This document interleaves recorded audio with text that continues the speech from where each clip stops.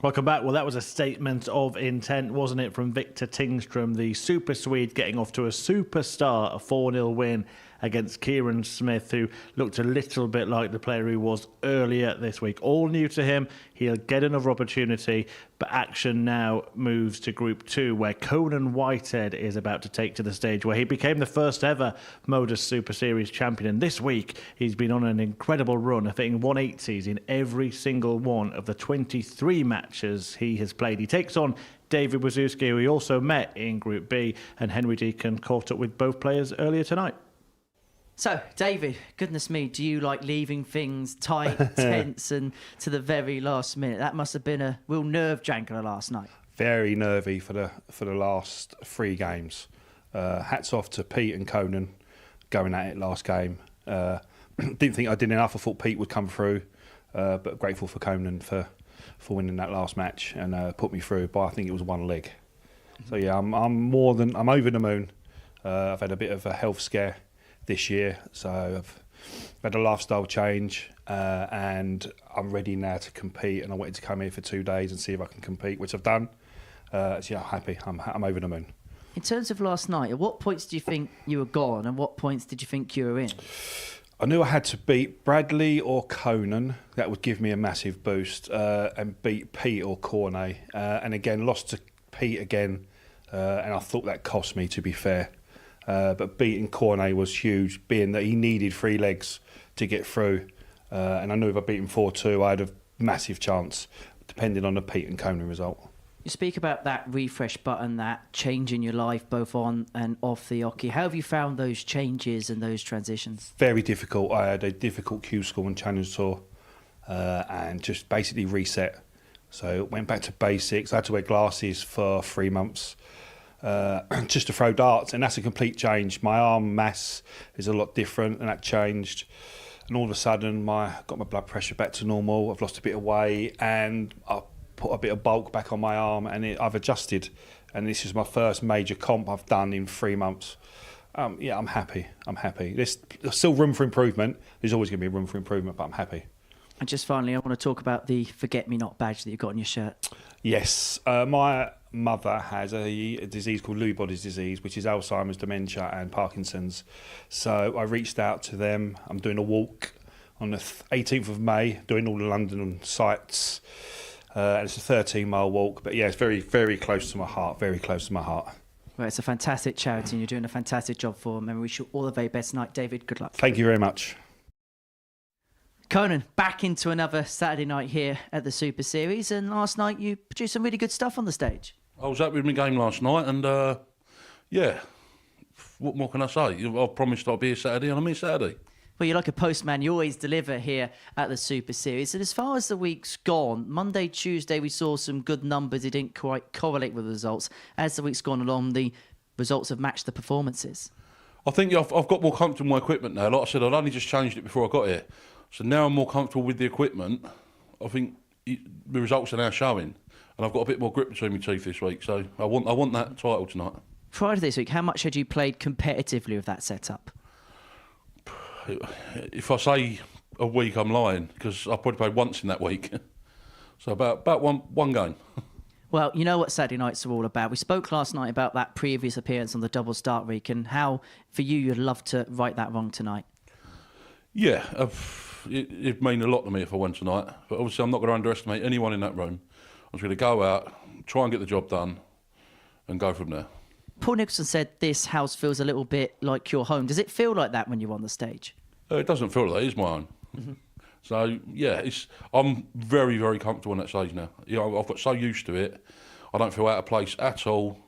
It just feels like throwing on a practice ball, to be honest. Do you have that air and that mindset at the moment of if you feel like you played to the best of your ability, you're going to win?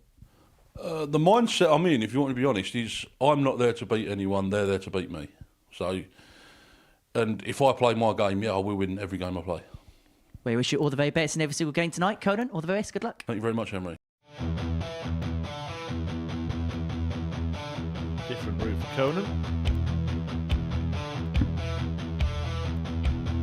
But he moved away from the single 20 because he felt it was quite blocked that segment. Give himself a dart at top to take out the opening leg. And he only needs a dart at top to lead 1-0.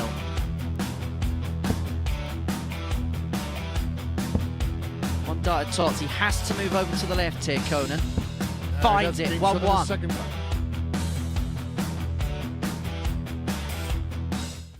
Here, will he be crowned champion again? The first ever winner of a Modus Super Series back on that stage, looking to return to Champions Week. Conan Whitehead, very confident as usual. He takes on David Wawrzewski in his opening match, who actually got through, as he referenced in his interview, with a little bit of help from Whitehead last night.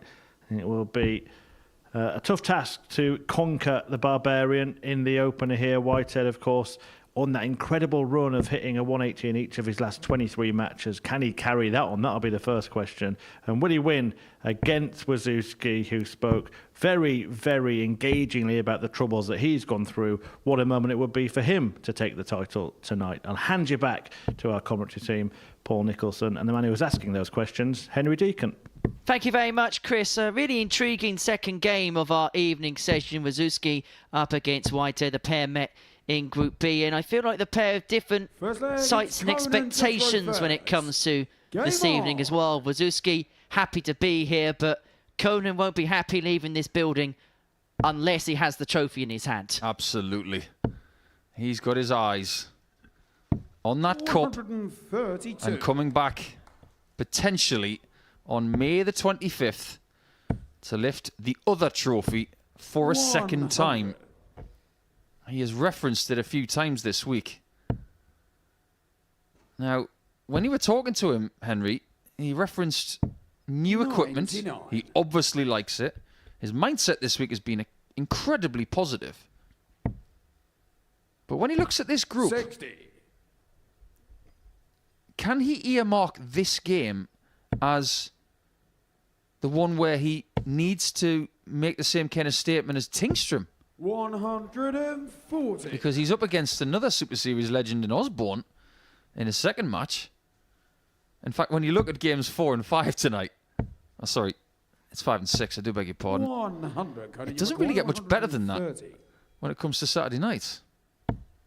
Starts will be much better than this.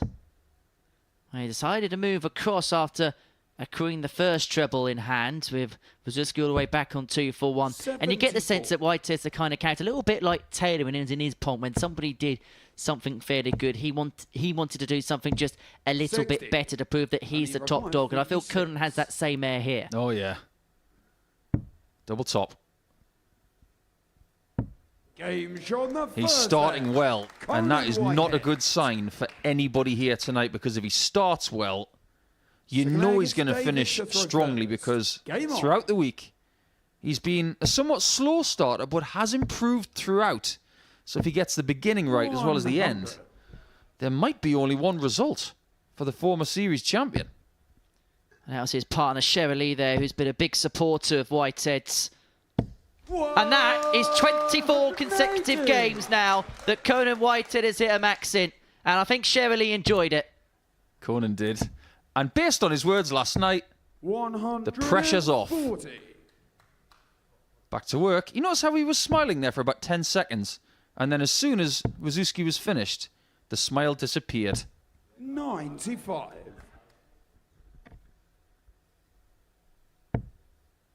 Now, we are going to dig into record territory tonight to see how many games it has been where someone has gone consecutively, easy for me to say, with a 180 in every match they've played. David, you reckon 161. He's not going to get the weekly record of 180s here this week.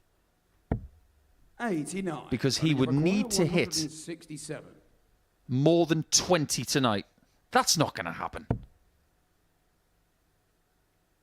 But a 167, mate.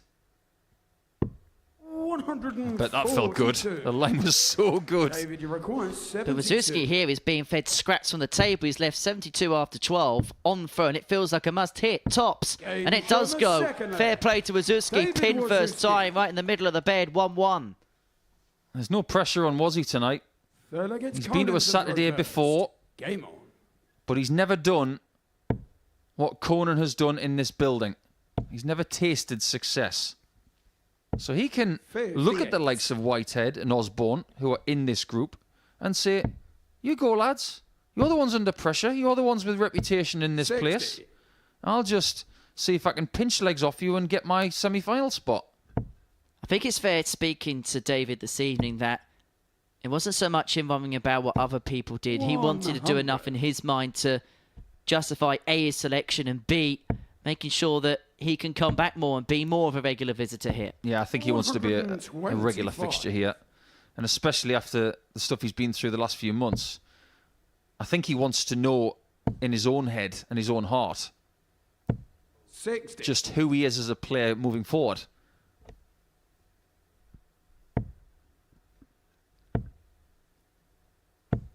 And he has been able to press that refresh button because of everything that has gone on both on and off the hockey. It's given him a fresh start. And maybe darts has just given him an impetus as well. Maybe a distraction at times too. Yeah, darts can do that. It's like I always say, dartboards don't talk back. So if you need a therapist, just throw darts for a little while. They are incredibly receptive. They will listen to every word you say and everything you throw at them. Great use of that 54. Just when he needed it. 116. Let's see if he gets a look at 70. He might not. 76. So close Conan, you to require taking a 2-1 70. lead, Wawrzewski. Well, it bent the wire. His opportunity tonight had been sparse. Whitehead back for double 8. But he's burst the score. And now Wawrzewski's going to have a more tangible opportunity at tops to break. Oh, it's right in the corner.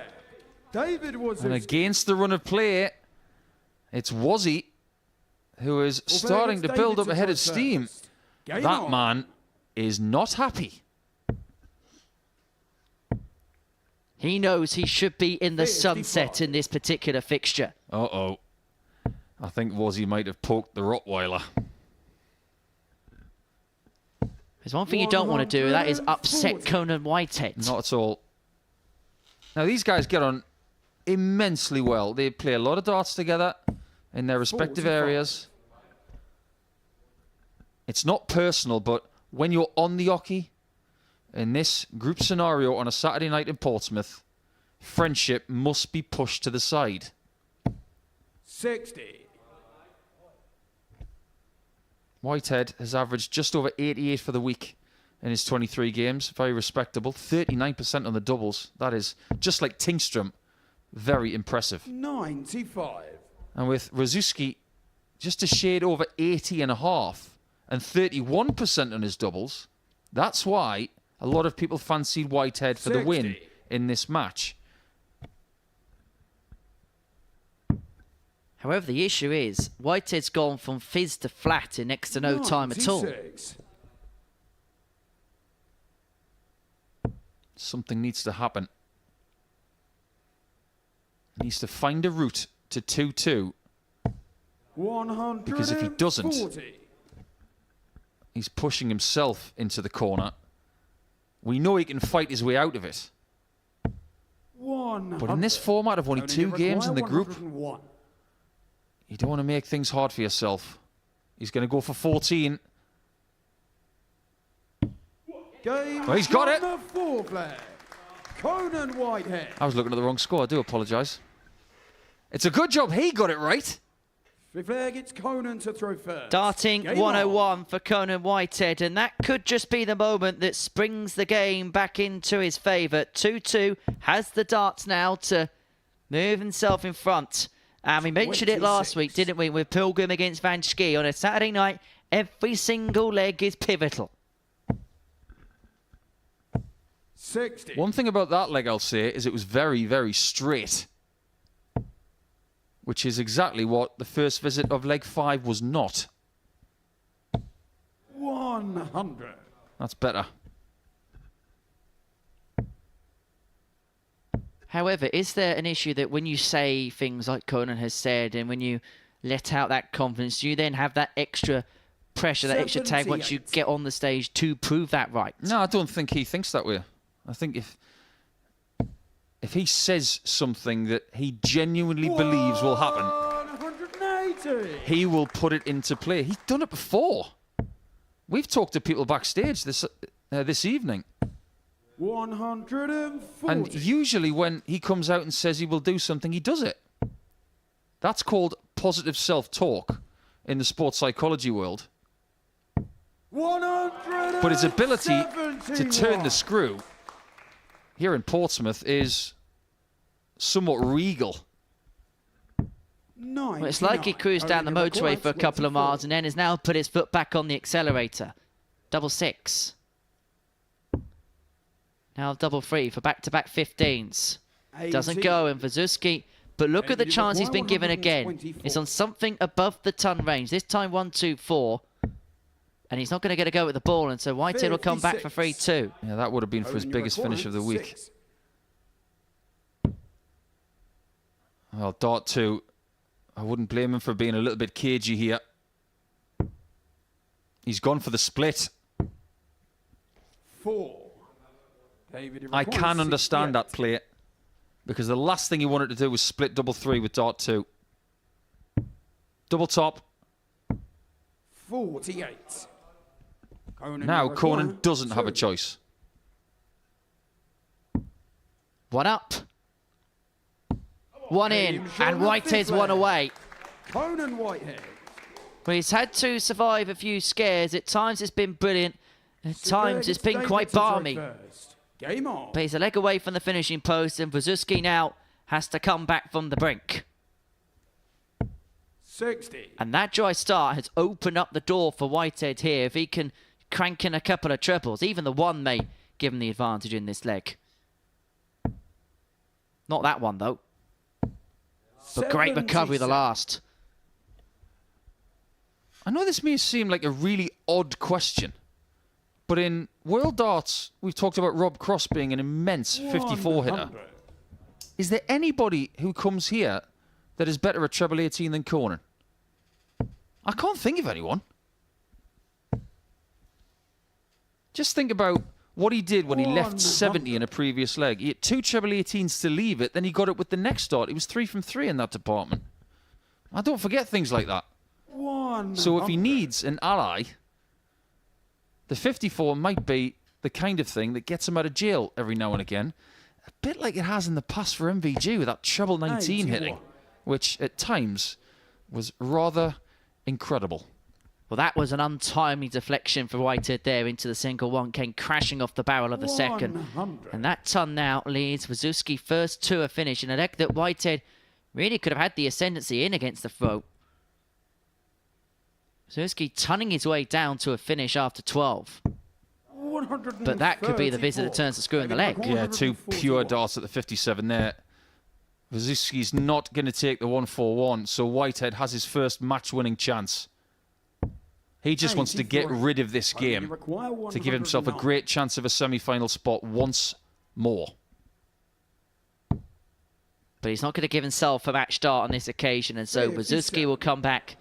Should be 2 at tops to send us all the way to a last leg decider. Tops it is. And tops it will be, and a last leg it will be in the first game of Group 2. Well, the Whitehead support will be watching on rather nervously now. Final leg, it's Conan to throw first. Game on.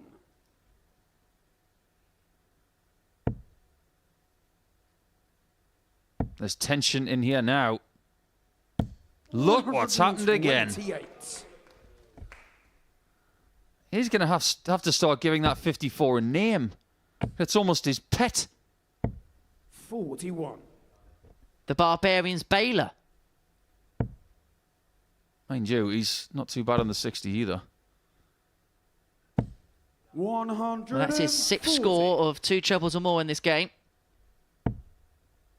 Thank you to everybody who is tuning in tonight on the Modus Super Series YouTube channel. I hope you're enjoying this as much as we are. 6 group games in total, 3 per group. Whoever is in the top 2 spots will go through to the semi-finals later tonight. And Conan Whitehead, he hasn't just turned the screw here in leg 7. He snapped it. Conan, you're requiring 53. Well, the Whitehead family watching on nervously, but they may well be relieved. If he can pin the double 10 to get over the line. Whitehead made hard work of it, but it's a win in the end. He gets the better of his good friend David Wawrzewski by 4 legs to 3, who put up a good fight, and when he got given opportunities, he took advantage of them. But Whitehead just too strong in the end. A 4-3 victory, an average of 95.09. 3 maximums in there, and that average was despite missing 10 darts and a double in the match, as they continue to have a chat about the battle that they have enjoyed. So that's the tail of the tape from our second game of the evening session, a 4-3 win for Conan Whitehead. Next up for us, it's Kieran Smith up against Bradley Brooks, a win for Bradley, and he's into the semi-finals. Kieran's going to have to win, and win big.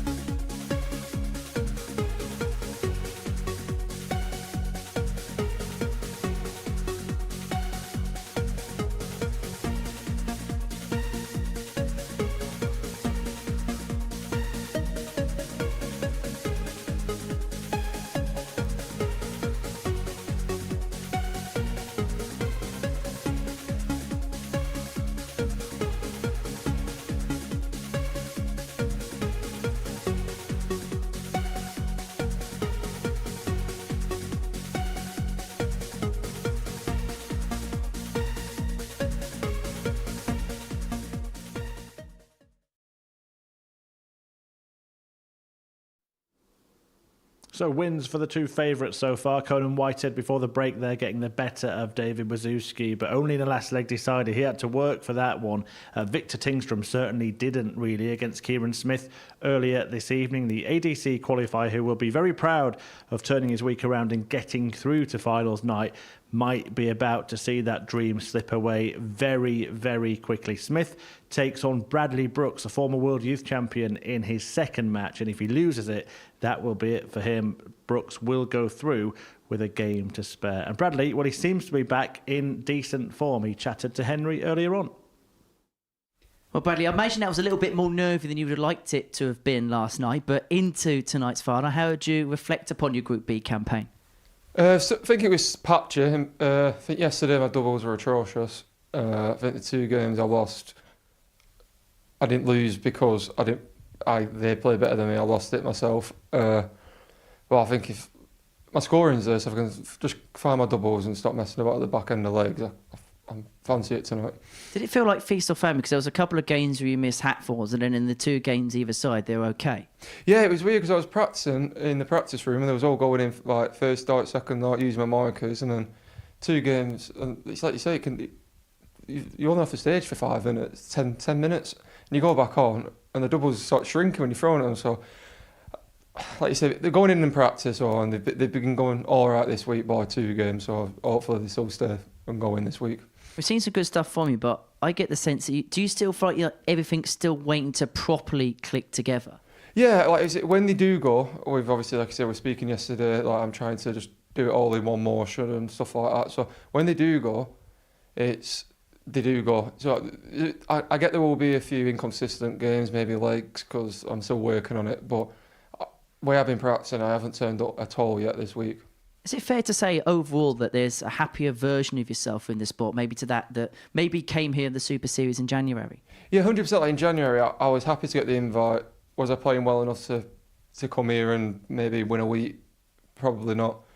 But obviously, I've changed the way I've thrown, the way I've approached the game, and I'm really confident. And if I don't win this tonight, I'll be disappointed with my week.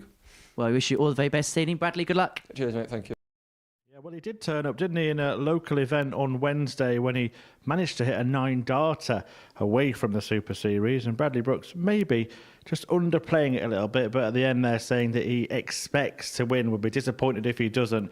And he can do the first job here, Brooks, because he can put himself through with a game to spare. He takes on Kieran Smith, who needs to win this one and probably needs to win it big as well. The ADC qualifier, who did turn his week around, but is going to need a massive result here against Blackburn's Bradley Brooks. Talking you through the action in the third game of the night, it's back to Paul Nicholson and Henry Deacon. Yeah, thank you very much, Chris. I suppose Bradley Brooks will be hoping that his fortunes of his football side earlier on today aren't reversed, where his beloved Rovers got an upset victory against Leeds United at Ellen Road. Sammy Schmodix with his 24th goal of the season, securing a 1-0 win. And if Kieran Smith gets victory in this one, there would be the seismic upset maybe on a similar tune to that. But it is a big ask for Kieran, and I suppose the big question is, how does he galvanise himself following that first game? It's going to be difficult. But then again, he was up against 58. Tingstrom, who had an immense start in that match, getting on to 41 after 9 in the first leg of the night. As far as Brad is concerned, he will be favourite alongside Victor to get through this Group 1 scenario. Kieran's job, coming onto the stage here for game number 3 of the night, is very simple. Just go up there and try and win the game. Don't worry about the margin of victory. And we talk about this a lot, but it's worth bringing up once more. These dart players are trying to win every leg they play. It's not as if you go up there with a mindset of, I want to win 4-2, 4-1, 4-3. No, you want to win every leg. You want to win 4-0. And he may just have to do that. 96. Well, we said in the first game, didn't we, against Victor, that Kieran's scoring power is going to have to up 42. if he is going to muster opportunities against Bradley. And then when he gets to the finishing, he can't afford any faffage. But Bradley has got off to a fairly slow start, and so has got a bit of time in this first leg. 6 darts on 2-10. That first dart's got to be a little higher. He's been struggling with it all night long. You can see from that gesture, he's gesturing upwards. In order to change that, you've got to throw the dart a little harder, or you've got to change your set position, because he does have one. There it is, as he prods the dart before he throws it. It's got to be a tiny bit higher. The adjustment's got to be small. If it's too much, he's going to find himself throwing down, which will actually accentuate the problem. That's a really nice dart from Bam Bam. He has to shuffle across and try and dip it low, and that was exactly what he tried to do, but it comes off the barrel of the second dart. But Smith had a lead in this leg, has only got a chance at 96 here to complete it. Did the right thing. 88. He's a hard man to please, this Kieran. I saw him hit a 180 this week, and he was shaking his head like that. 2 8s for Brad. 60. He was talking about shots just like that in his interview with you. 8. And unfortunately, in the first leg tonight, of his night, the outer ring does not cooperate. Whereas Kieran takes the first leg in 22 darts. He survives an early scare. Second leg, it's Bradley to throw. But that was first. Bradley's issue Game on. last night. There was a couple of games where he had 5 hits from 42 attempts. But that's more like it. Bam Bam, looking as if he's 140. slowly but surely arriving onto the scene on Saturday night. Now, Bradley came here previously in a Group C situation in a previous series and did not make Saturday. This is his first Saturday here. 25. And because of his reputation as a former World Youth Champion, I suppose we always put him in the window of someone who should be successful here. However, 180. as he hits his 10th 180 of the week, I think we should give him a little bit of 34. slack because he's got a game that is in a decent position, but it is in transition. He's working on a new technique. 140. He's constantly working on the mental side of things.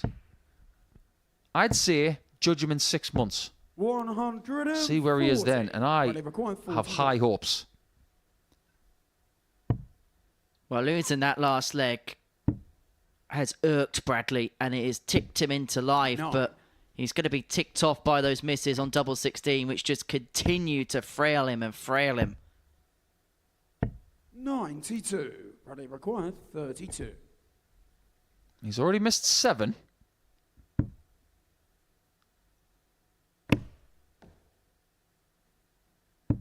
$60. Make that 9.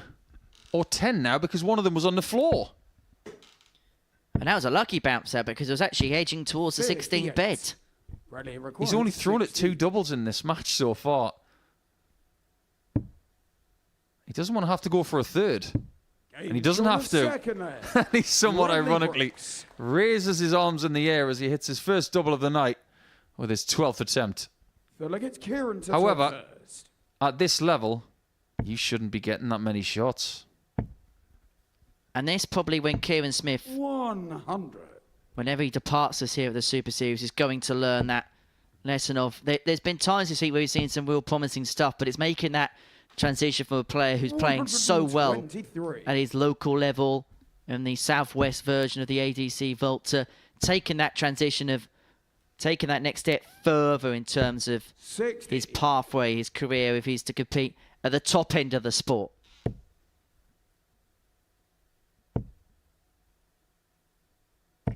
Well, there's Pete Burgoyne, who played in Group B. The Feast has decided to stay along for the party. Hasn't got any crisps. 96. You know what to do, Pete? You're about 6 paces from the snack area. Get in amongst it. 135. Yeah, he played really well this week, actually. He was just involved in the highest quality group of the week and lost out by a very small margin. 100. Bradley required Burgoyne will be 180. back, and he would love to make a Saturday. Bradley is a good example of the fact that even with a reputation and good form, Kieran required 140. Saturdays are not just given out. But 2-1 leads can be grasped. 97. Bradley requires You just want to be careful here because Kieran's just up the level the last couple of minutes or so. Tots of Brooks, he can't afford to keep missing. 1 from 12 in the outer ring so far.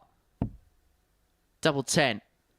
This time, change of targets in this leg. To no 40. avail, like everything else on the outer ring so far this week. 48. Kieran's had 2 darts at double in this match. Hit one of them. 60. That miss could be Bradley very requires costly. 20. But Bradley's got to figure the outer ring out. That's better. James Very on the positive third. shot for a 2-1 Bradley lead. Brooks. He's being allowed time to get it right. That's like saying on a golf Bradley to course, throw first. you're playing in a match Game play on. situation.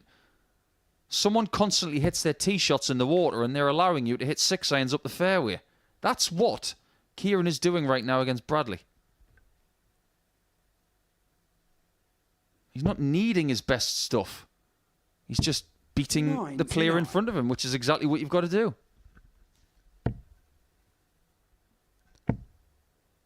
It's the biggest way for Bradley.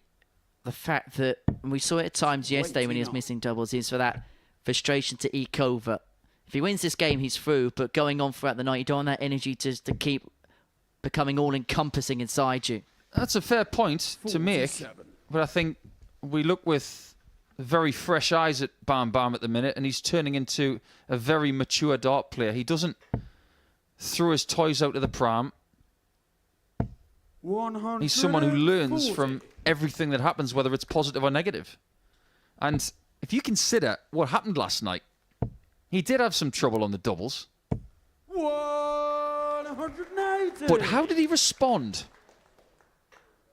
Last game, needed to win it, averaged 105. He's got bounce back 90. ability. He's had a bad few legs here on the outer ring. He's still 2-1 up, and he's still leaving 175 after 9.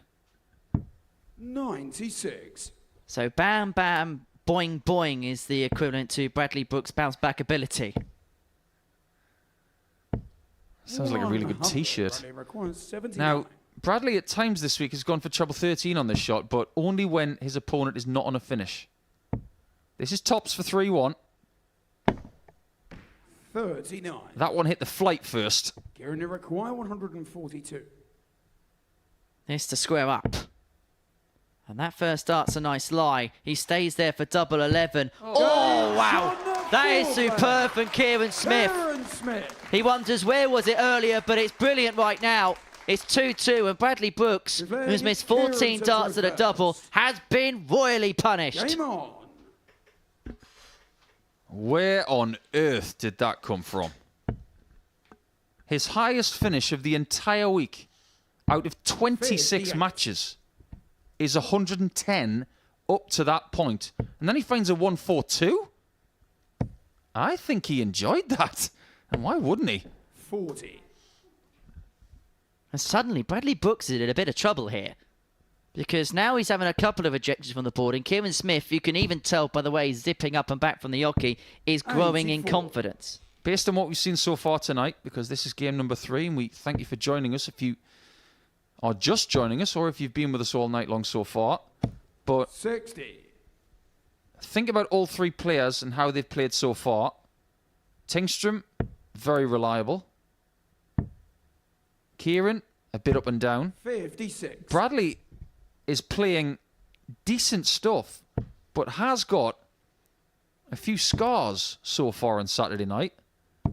58. If you were to try and tip up Bradley versus Victor at the minute, you'd have to fancy Victor. So does that put more pressure on Bradley to get the result here? Absolutely. 95. Has Bradley also got a pressure that he hasn't experienced for quite a while, and that is being a heavy favourite or somebody with a tag of expectation on their shoulders? Yeah, possibly. 96. We don't know everywhere that he's been so far this year, but I would assume that a lot of the darts he's been playing have been ADC against other reputations, like he did in Middlesbrough 90. a few weeks ago. He was successful there.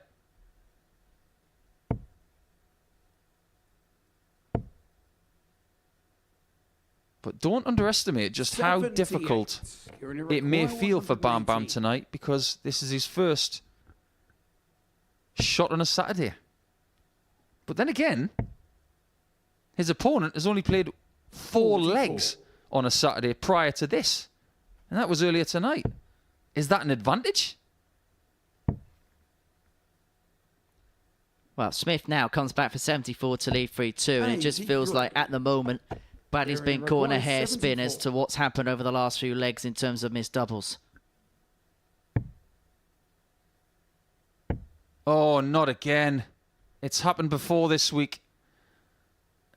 In that moment, you've got to go big 13.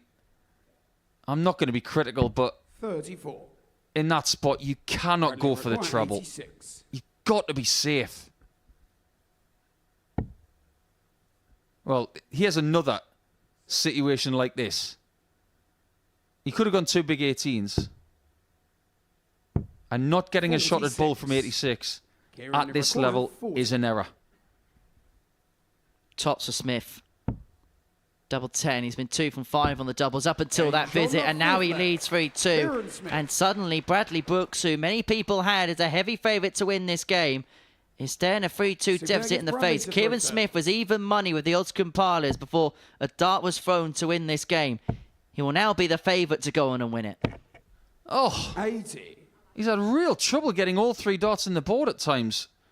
That was a collision for the ages.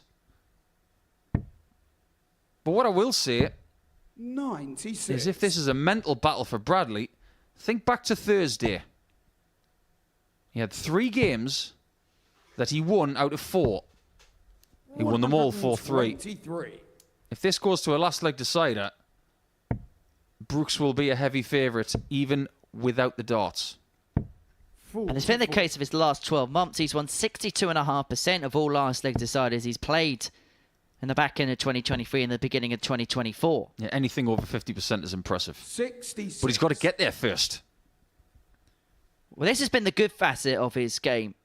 He's won 63% of legs over the last 12 months he's thrown first, and the issue he's had has been against throw, where he's won 38%.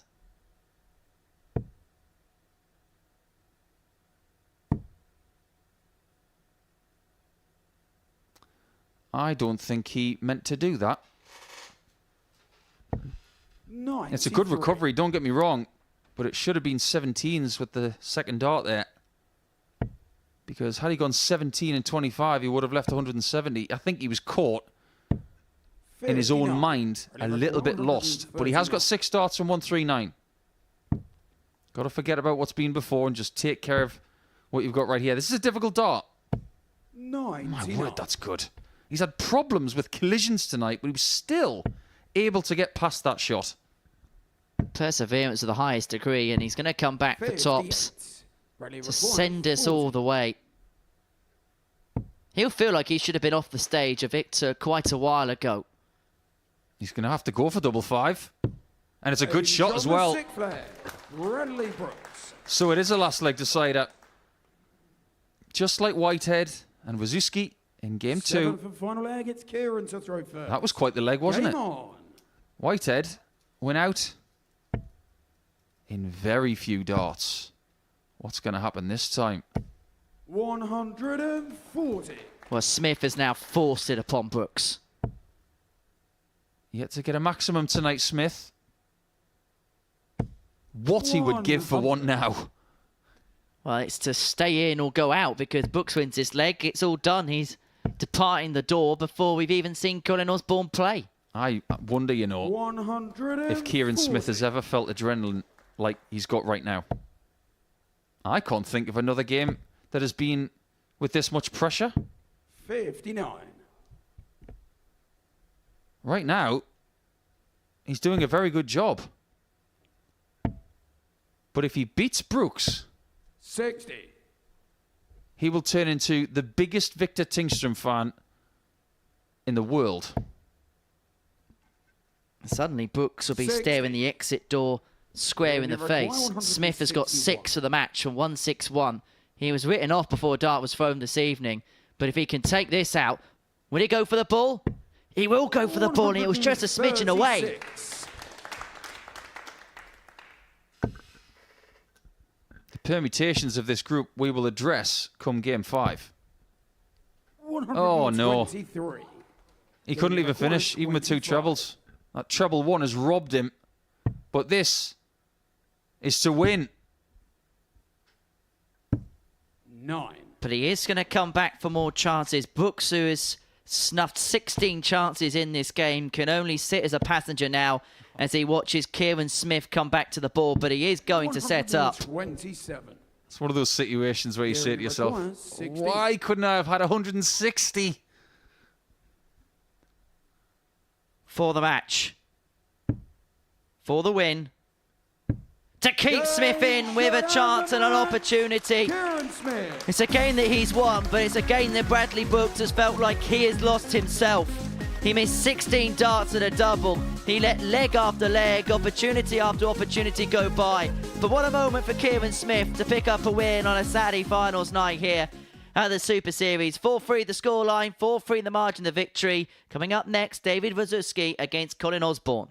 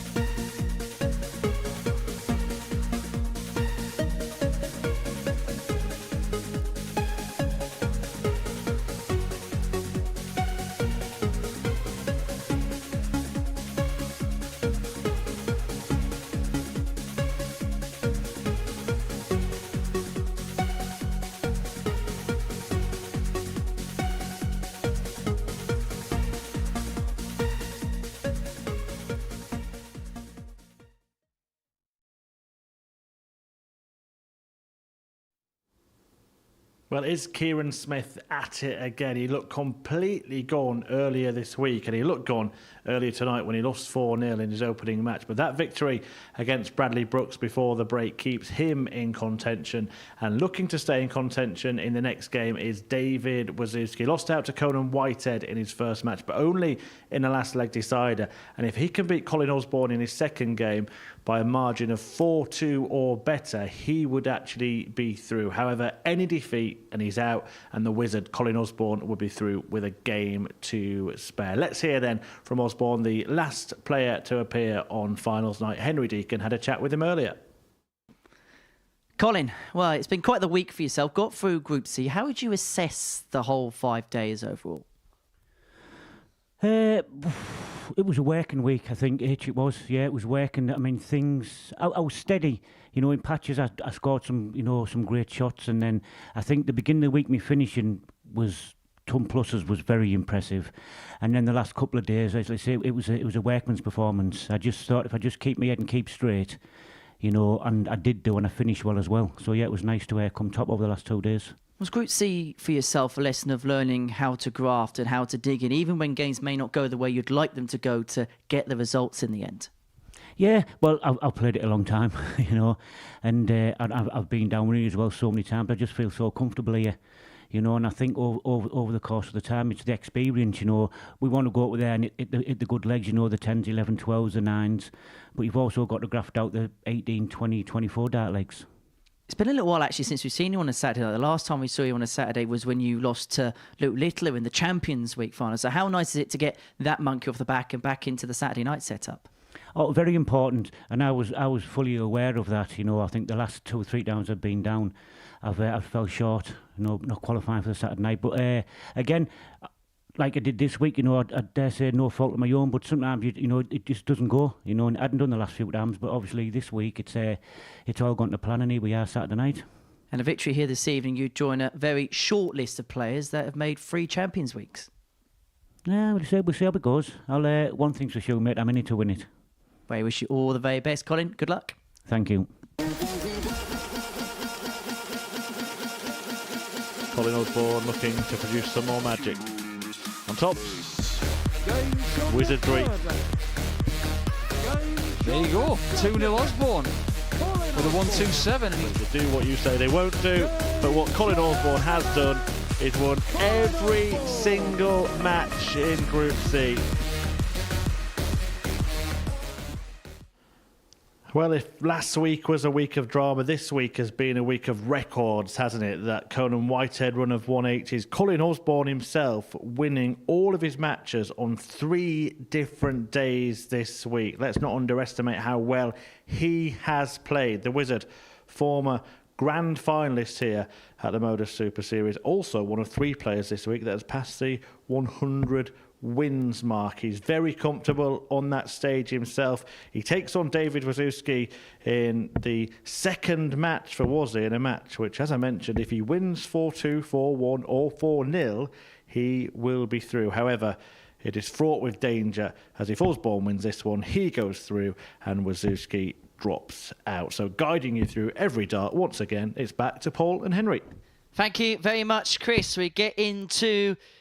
well, the business end of the group stage action here on Saturday night at the Super Series. Colin Osborne enters the fray for the first time since August. And the last time he played a game in front of a crowd, it was for £20,000. It was for the big trophy, and it was against Luke Littler. It's fair to say a lot has changed since then. Game on. The one thing that hasn't is his dogged determination to pick up any trophy that is within his grasp. But for Wawrzewski, it is win to stay in territory.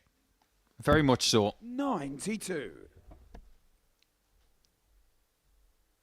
I think for Colin in this place, it's about legacy. It's about working hard. Like you said in that interview just now. 60. Ironically, I think he played better in Group A than he did in Group C. However, he's done something this week that nobody has ever done. The Wests, the Littlers, the Whiteheads, the Raymond Smiths, the Jim McEwens and the Scott Taylors, the greats of this place, none of them have done what the Wizard have done this week. It's just almost incomprehensible what he's done. 100. 3 perfect days where he's won 5 out of 5. That's never happened before, but Colin has done it this week on Tuesday, on Thursday, and Friday. And in doing 45. that in Group C, he becomes the 3rd person to have had a perfect campaign in Group C under this roof. Quite incredible. But the job 96. is only half done. And he is the first to know that.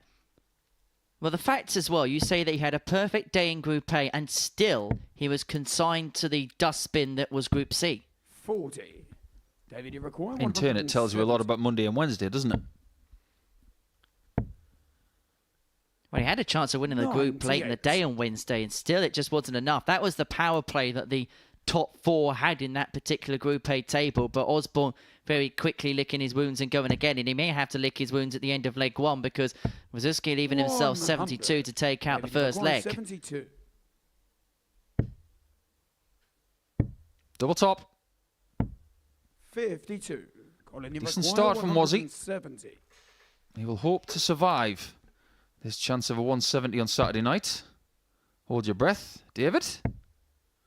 Now you can exhale. 105. David, you require 20. Double 10 for Game's on 1-0. the first And leg. his doubling has been David one of his strong Wawrzewski. suits this week. Comes up trumps again. He has a 1-0 lead here against Osborne. Second leg, it's You Colin think about to the throw potential first. stories tonight. Game on. Jimmy Van Schie was one heck of a story a week ago. But can you imagine what this would mean to Wawrzewski if he was to win tonight? 76. Probably about 1% of his brain that has thought about being there at the end tonight. 85. Just that little piece saying, what if it's me? What if I find something tonight that I've never found before and I upset the odds? 140. If he was to do that, there would be not a dry eye in the house.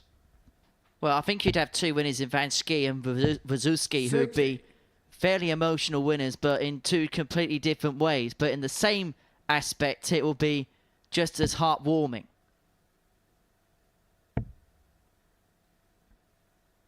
He's spoken 60. in that interview at the beginning of the night, everything that's gone on in his personal life over the last few months. And if he was to win this, it would mean so much when you consider 140. how much he has had to figure things out both on and off the hockey. Osborne is starting to warm up a little bit here. 95. I think what he's got to do, he's got to find his quality very quickly. He was operating at a level that was better than anybody else in Group C for 2 straight days. Now he's up against a field that has got more experience and more skill.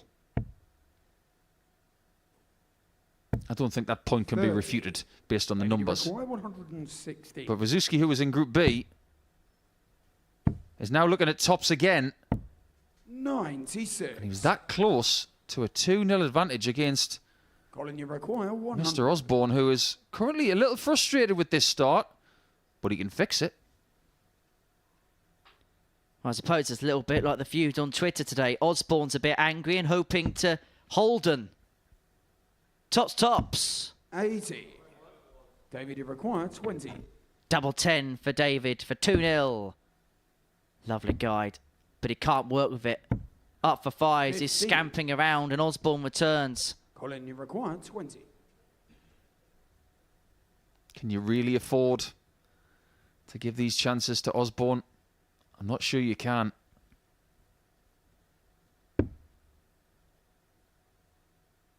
It turns out you can't. Game's on the second leg. And like Chris Murphy said at the start of this game, there is a scenario for David where he can guarantee his semi-final participation via a certain scoreline. He's trying to get to that magical 2 points and a positive leg difference after 2 matches.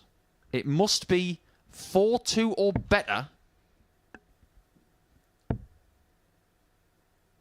But just winning the match 22. would give him a chance. And it will be his first semi-final here of the Super Series. His one previous appearance in finals night ended 60. in the group stages. And so this would be a significant step in the right direction if he was to progress through to the last 4. 45. Do you remember that Champions Night where he made the final, Osborne? He ultimately lost to Littler. He didn't play well in his first game on the night. Then he upped his level immeasurably in the next one. Found his way through the semi-final against Steve West and then ran into the juggernaut that is the Nuke. From that statement, what we can say is that Osborne 140.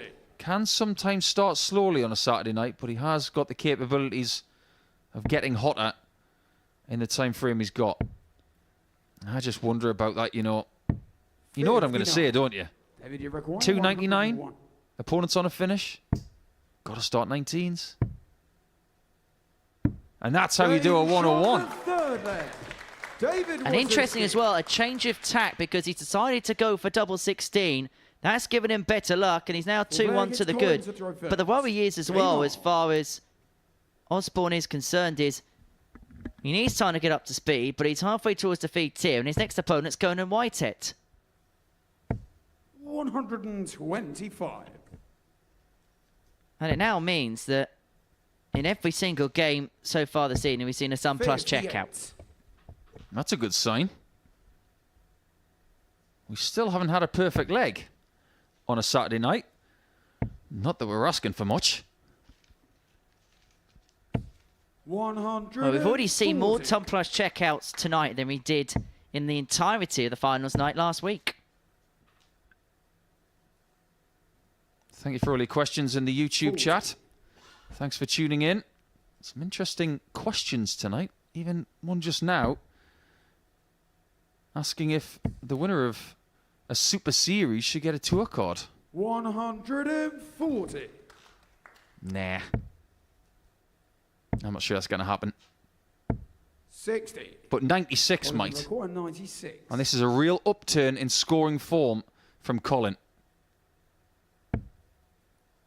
Should probably stay there. Just line up double top now. It's just felt like one of those games where either player's just gone on and off the boil either side, and so it swung and seesawed in that trajectory as a result. Do you know what happens when you go on and off the boil? Something gets burnt. 92. Who's going to get burnt? Colin, you require 40. Someone's going to have very hot fingers. Game That's a very hot leg. Colin Osborne. Now, Wawrzewski needs the next 2 legs to guarantee a semi-final spot. Game on. If Osborne wins one of the next 2 legs, then obviously 100. David's goal is just to get the same result as a certain Conan Whitehead. And then we might have to start talking about the dreaded 9-dart shootout again. It couldn't happen 2 weeks in a row, surely. 137. So we were having a couple of conversations in the commentary box before this session got underway, and somebody said to us that there'd be a 9-dart shootout in Group 2, and the turn of results for that to happen, this person said, was Whitehead to win 4-3, Wawrzewski to win 4-3, and Osborne to win 4-3. That's still on. If that comes to pass, 60. I'm going to need to borrow that person to see who wins next year's Grand National. 60. Nah, just do the lottery numbers. You can go on a holiday in the Bahamas then.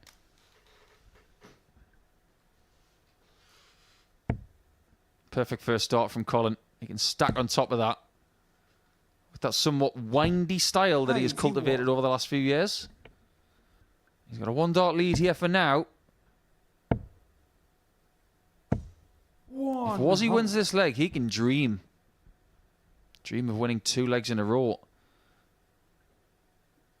And being the second person through to the semi-finals, because we can tell you that Victor Tingstrom is safe, having played only 1 game. That's the benefit of winning 4-0.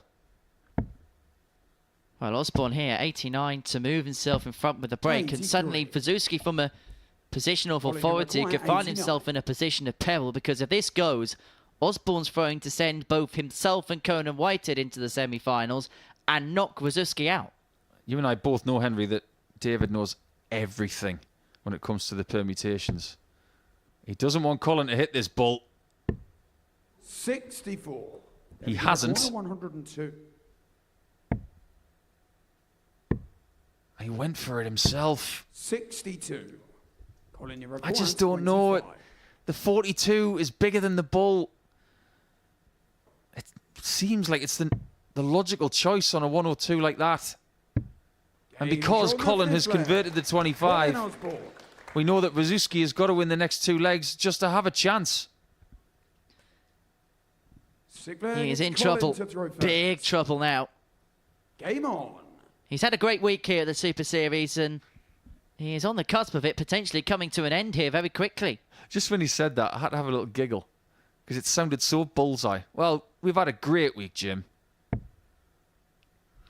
And if he loses this leg, it'll be a case of here's what you could have won. It'll be bus fare home for Wawrzewski. I think it'll be a long bus ride, even though he is from the south of England. However, he's not done yet. 180. First 180 of the night, and not a bad time to find it. I'll tell you who I think is going to be enjoying every single part of proceedings right now. And that'll be Conan Whitehead, because he came out the traps averaging 95 and he still missed 10 darts at a double. And I think he's going to be 100. purring like a Persian cat right now, because nobody's played anywhere near the levels that he has come to pass. And he's already said that he's going to go and win the jackpot tonight. There might be some other people who think they're going to do just that. But you're right about one thing there. 140. Whitehead, as much as he's a good pal of David's, he wants it all done after one match. He does not want to have to do 85. anything specific Colin, you require 161. in our 6th game of the night against Osborne. He wants that to be a straight shootout to see who wins the group. Well, Osborne's not going to take out the 161. It's about leaving it as handily as he can and hoping that Wawrzewski doesn't take out the 136. And he only leaves himself on 120. Shanghai to send himself through and to take the former champ with him. Colin, you require 120. Colin has had multiple 120s this week. Any price a third?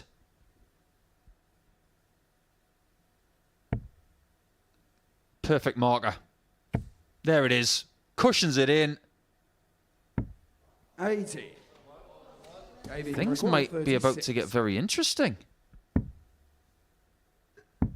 Because Wawrzewski's taken out the double 18, and now he throws to keep himself in contention and to force Osborne to get a result against Conan Whitehead next time out. Game on.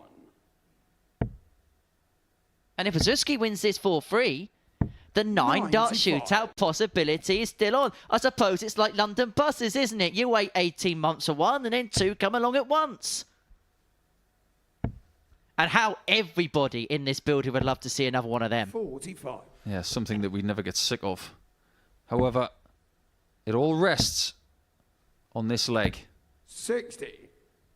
And it's only possible if David wins it.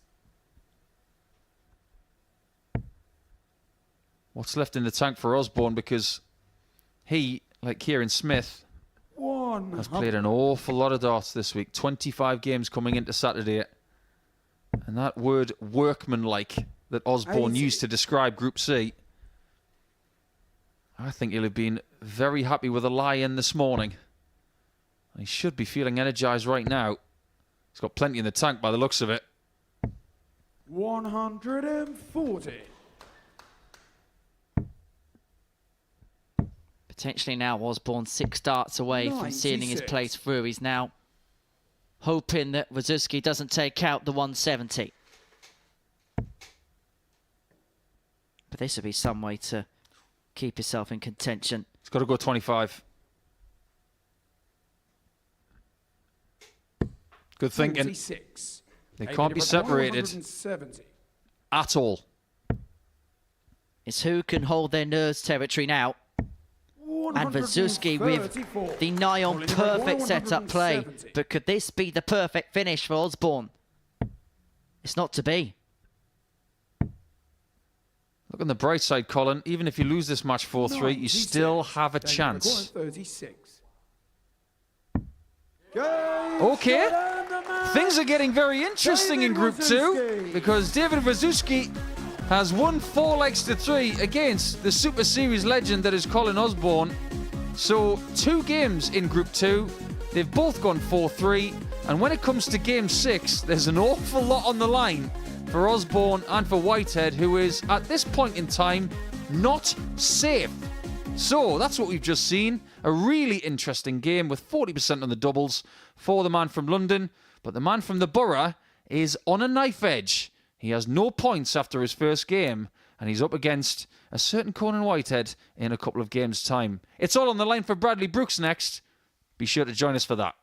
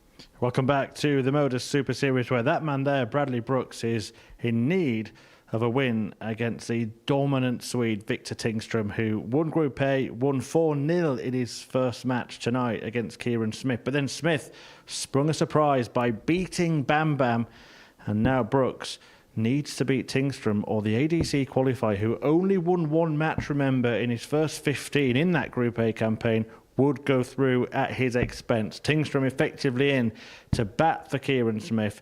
Brooks needs a win to get himself through with his opponent. And I'll hand you back to Paul and Henry to talk you through it. Yeah, thank you very much, Chris. And so Bradley Brooks here is staring down the barrel of elimination. Something which wouldn't have been in his imagination come this stage of the evening. 59. But 3 from 16 on his doubles in his opening game against Kieran Smith has put him in a position of peril up against Victor Tingstrom, who he looked emphatic, really, didn't he, in that game against Kieran Smith. No messing about, average just under 90, 25% on the doubles, couple of maxis. There wasn't much not to like, really, about that opening performance from him. Oh, yeah. Definitely. what he wanted to do in his first match. It was imposing. 60. What we can tell you about Group 2, just as before we get into the meat and potatoes of this one, is that the only way that 57. David Wawrzewski can be denied a semi-final spot is in a 9-dart shootout now. Fascinating group in Group 2. 58. This one is just a little simpler. Victor's already through. He's got that to look forward to. Brad simply needs to win this game. 140. There he is. First of many. However, Brad's going to have to turn up in this match 140. because Victor would take a great deal of pleasure in knocking Bam Bam out. Well, Peter Burgoyne is enjoying some crisps, so we're now down to the crunch. 41. Victor require 106. Tingstrom, 6 darts on 160. He won the first game by 4 legs to 0, and I think there might be a little part of the back of his mind that may think if he can reel off the first couple of legs here, whether he can complete the group stage card to 0. 95. Because Brooks, like the first game, who got off to a very slow start in leg 1, has done exactly the same here, but unlike the game against Kieran Smith, he's not going to be allowed to do that. 84. Victor requires 65. Just goes to show there are no guarantees in darts. Double 6. 53. It is a chance. Bradley require 90. And if there's one thing that needs to change from game 1 to game 2, it's this department. Interesting play. 65. Victor require Nearly 12. came off, but Tingstrom back for double 6 to take a 1-0 lead and have the break in hand. Shuffles across. He couldn't use the barrel as a guide, down for double 3, and the 6. missed double-itis is Bradley becoming requires epidemic here at the 25. live lounge. Double 12. Game shot That's on the more like first it. leg. Bradley Brooks. What's the cure for missed double-itis, Dr. Deacon? Hit it. Flag, it's Victor to throw first. Thanks for your help. Game on. Well, it turns out that Bradley Brooks may not have that affliction, because that was a better start on the outer ring in this match 98. compared to the last one. And I think sometimes when you're in this scenario, all you want to do is have the challenge of winning the match. You don't want to have to win by a 39. margin. That's just a distraction. We heard from Brad over the last couple of days saying he's got new equipment. He's still 99. getting familiar with it. He likes it. He says that getting new equipment allows him to be motivated because you have to spend time with it and use it 40. to get the intricacies of it. But he has had a few darts on the floor so far tonight. 58. That's something that is to do with him gripping the dart towards the back of the barrel, and in some departments, he's actually got 140. a little bit of skin on the stem as well. He's throwing it from way far back, so when it comes out wrong, it will hit the board a bit feather-like, and it might not grab the size the way it should. 140. Having said that, with Victor, his darts will never, ever have any sort of feathering on them because he throws them like they're axes. 120. And he could wield the axe upon Bradley Brooks here. And he's got 6 at 106 to square this game up at 1 apiece. He did have that 150 out in his opening game against Kieran Smith. He's not going to add a ton topper to the collection on this particular occasion. 50. But he is going to leave himself a single to double combo upon his return. We've had a question in the chat from Jim Moston. Thanks for getting in touch, Jim. Hope you're well. Hope you're playing well. Asking if Brad is through if he 127. wins. Victor require 56. If he wins this game, Jim, he's through to the semi-finals. Double top. Game shot on the second. 1-1. Victor Tingstrom. Now, it's a one-set game in old money. Feel like it's Bradley to throw first.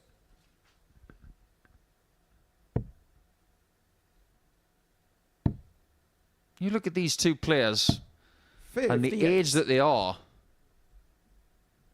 I wonder what kind of careers they're going to have over the next 10, 15 years. What kind of journey are they going to have?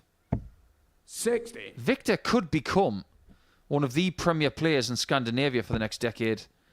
Bradley might bounce back and become the player that he's always wanted to be and the player that he's promised to be. But isn't it nice that this place is here to give them the vehicle to improve? Well, who knows? This could be, in a few years' time, a World Championship matchup. Very possible. Brilliant. 180. Now he's got the focus. He's been frustrated this evening, but he's now starting to find his bubble. He's hoping he's awakening from the slumber, because this game has been cagey with a capital C. 99. As far as cages are concerned, tonight is like the Elimination Chamber. Someone's got to leave. 85. But you're not looking for a 3 count, you're looking for a 4 count.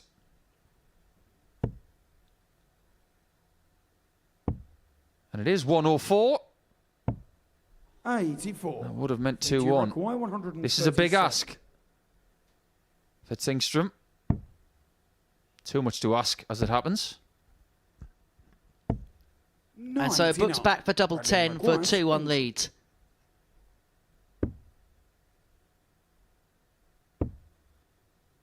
And the infliction when it comes to missed doubles 50. continues, and they could be the 3 misses that cost him the most dearest of all, because Tingstrom's back for the break.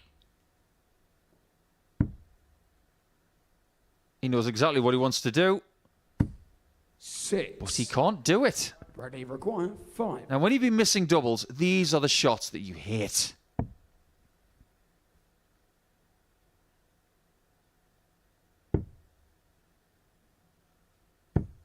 He doesn't hit that. He's frustrated tonight, but he's trying his best to somehow get through to the semi-finals.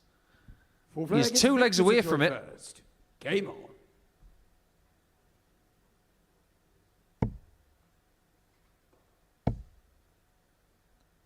Has the zip just gone out of Victor's game a little bit because he maybe knows he's through? Maybe a little bit. He doesn't have as much urgency as Brad. But he does want to protect that top spot because he wants the darts in the semi-finals, I assure you. And there's another thing as well. If Brad does win this match, 45. there's a possibility they could meet in the final later. The last thing you want to do is play someone in the final that beat you earlier. When you've got a chance to get rid of somebody, like Victor's got right now, 134. keep the urgency, get rid of him now, in case he bites you later. The issue is Bradley Brooks has just begun to wake up in this leg, where Tingstrom's still plateauing around his mediocre 90. level.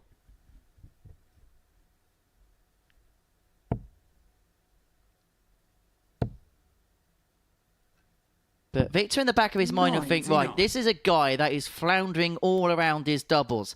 Find a couple of trebles, leave yourself on an out, and just see what that will mean as a consequence. 96. He's done well to leave a finish. What Brad wants is a nice clean take. 71. That wasn't it. Victor, you require 170. This would sting if Tingstrom can take this. This would hurt. The sting from Ting? Not right now. 98. This is for the break, 20. and this is to throw for a place through. 2 5s. Nothing's coming easy for Bradley Brooks, but he is working away.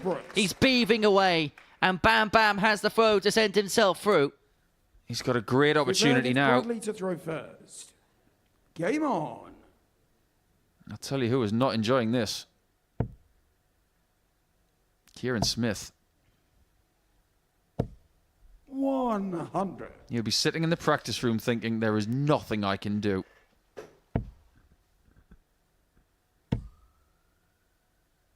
Look how still 99. Victor Tingstrom is when he throws. He's got a violent throw. He throws it like he's throwing a javelin. But his ability to keep his body still is maybe his biggest thing. Look how still his head is. Technically, 80. that is something that you desperately want to teach all great dart players, but some players just can't do that. Brad is quite still, but not as still as Victor. 100. The only real movement you kind of see with Brad is with the mouth when he throws, or the bottom of the lip. That's very common. 48. Bradley require 100. But he's got 6 from here to send himself into the semi-finals at the expense of Kieran Smith. 86. Went for the ball, and that leaves him on 75 upon his return. It's not been vintage, but good enough is good enough. 90. Bradley requires 75. To put himself through. He's going to have 2 in his hand at double 12. Double 6. 69.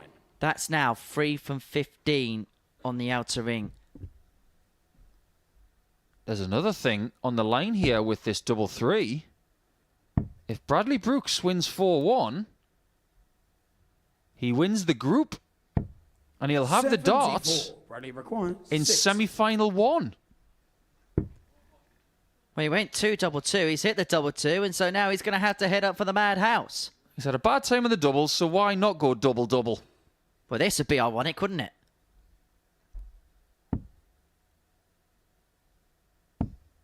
But it doesn't go. And Tingstrom comes back for 110. And this would be for the break, and then he'd throw to send us all the way to a last leg decider. This is a checkout to win the group.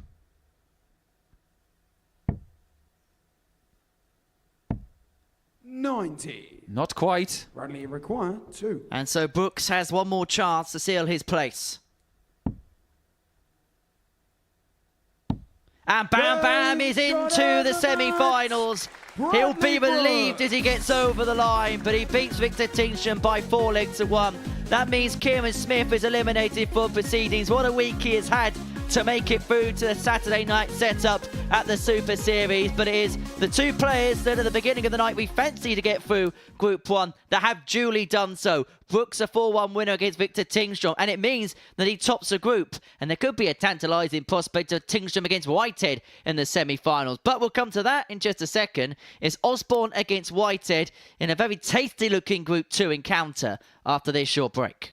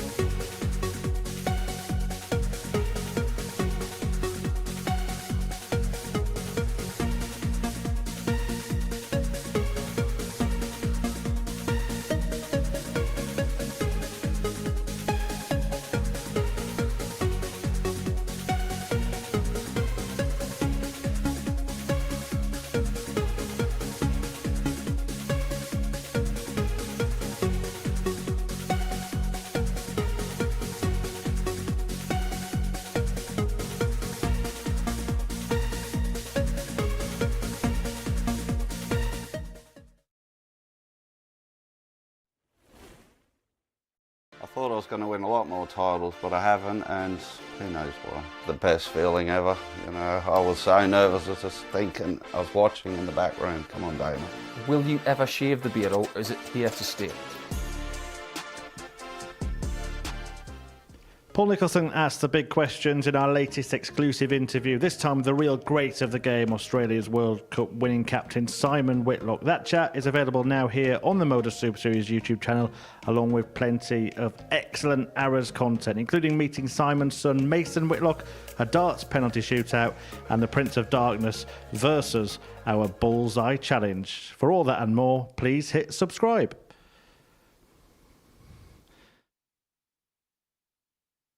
And so, Game 6 of our session sees Conan Whitehead and Colin Osborne go toe-to-toe. And, well, this is effectively a quarter-final here at the Super Series, unless it's a 4-3 win for Colin Osborne. In that case, we will have a 9-dart shootout for the second consecutive week. Conan Whitehead has put in, well, by far and by way, the best performance of the evening so far. Hit 3 maximums, averaged 95 and a 4-3 win against David Wawrzewski. That was despite missing 10 darts at a double. Osborne lost out 4-3 to David Wawrzewski, a game he felt he could have got over the line himself. But what do we expect from Game 6 of our evening session? Don't ask me.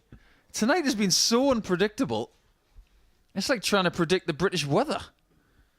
However, I know one person who's going to feel somewhat comfortable, and that is Wazzy in the practice room, because he's through unless we have a 9-dart shootout. If there's somebody in the history of this place that genuinely does not want a 9-dart shootout, it is Wazzy. It's as simple as that. Conan was brilliant in his first game, averaging 95.09. That's the best average of the night so far. But the fact that he only won 4-3 now puts him in a somewhat precarious position against the throw in this game. He said he was going to win tonight. He must beat Osborne.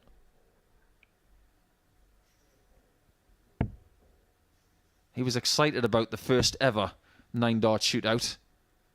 I don't think he's excited about the prospect of him being involved in one. And Osborne has got out the tracks to almost perfect degree. Doesn't he just? Is he going to do it again?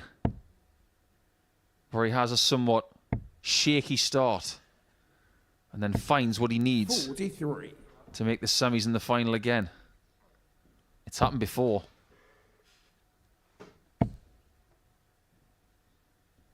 There it is. Every game this week he's had a 180. 38.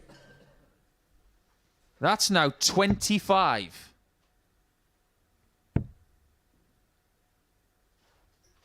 "25 straight games for the maximum." Think about that for a minute. 46. Lunacy from a very gifted player. And think about the fact that these are short races as well, best of 7 legs. If a lot of games go 4-0 or 4-1, then you haven't got much room for manoeuvre. 45. Colin, you require 92. But this is for leg 1, and Osborne, who had F181 after 6, has not made much wriggle room with the next 6 darts. And has handed Whitehead an opportunity at 152, and the stain on his 52. face is the fact that he knows that this is very much in Whitehead's wheelhouse. Not anymore. 40. Colin, you require The tension in here is palpable. These are two of the greatest players that have ever played under this roof. That's the lead for Osborne, who's working very hard for this. That's an opening 18-dart leg. There is a scenario where both of these guys go through, but only in the 9-dart shootout. So many people before tonight thought that it was going to be Whitehead and Osborne at Wazzie's expense in the semis. I did not envisage the way this group has gone. And I didn't envisage at the start of the week 45. somebody hitting 180s in 25 consecutive matches. And in total, he's got 48. He's almost averaging 2 per match. Never mind 1. 44.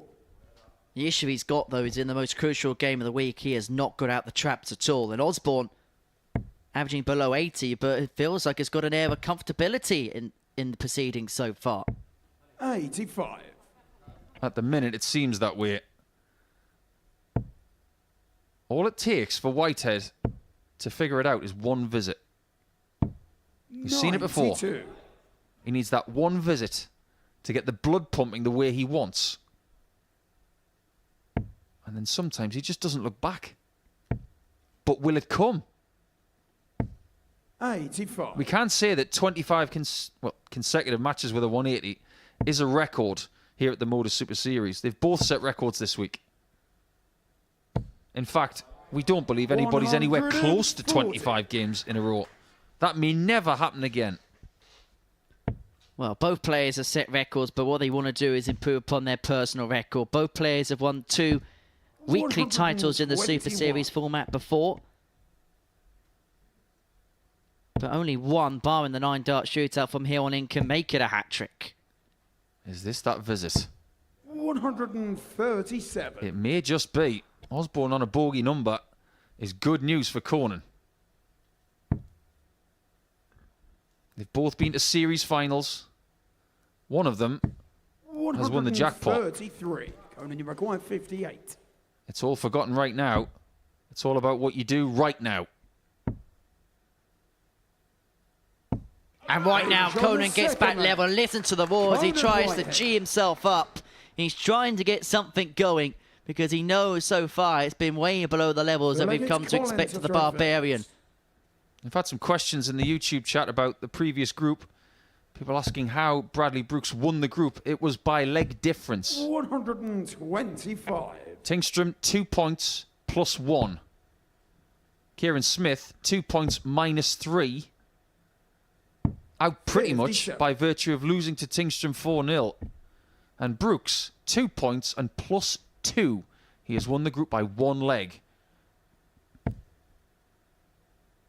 We'll talk about his overall nightly numbers when he plays in the first semi-final. He will play the person who is second in this group. 137. Just keeps trying to find something, Conan. He's putting a visit or a moment together, but he's not able to really piece all the pieces of the jigsaw together. 100.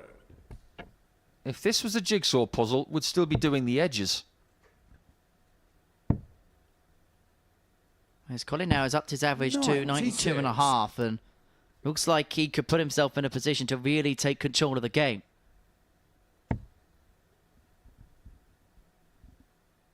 And I think everybody in that practice room will be in Colin's corner in the fact that to see Conan go is a big casualty in the group stage. Yeah, I see your point there, actually.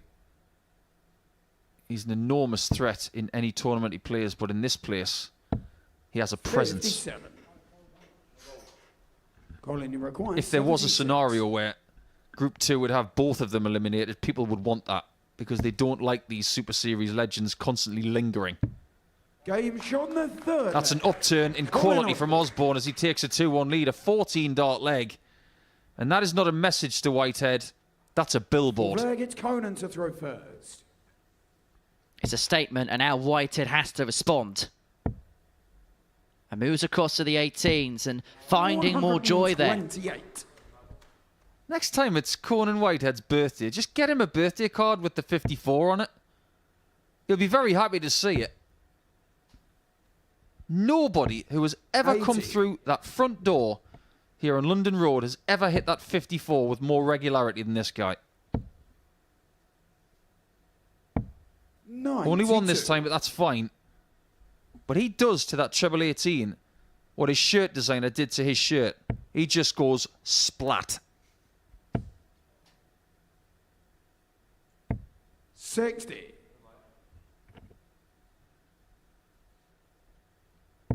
It's a very handy weapon and has been for the last 2 generations. Dennis Priestley made it cool back in 1991. 45. Rob Cross made it cool again, making treble 18 great again in 2018. And now Conan Whitehead is doing just that, needing that 54 to get him out of this horrible situation. Well, he's making the treble 18 great again, and he's hoping it's his trump card in the game. 140 there, the treble 20 this time coming to fruition. And it means he's on for a potential 14 darter to break to level us up at 2-2 after Osborne hit a 14 darter to move himself in front. He's got time. Doesn't have to go double-double here. In fact, 83. a good visit here Conan, you require 96. is 56.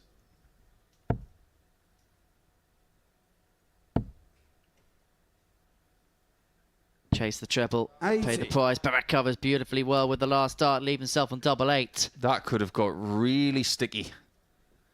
His recovery was impeccable.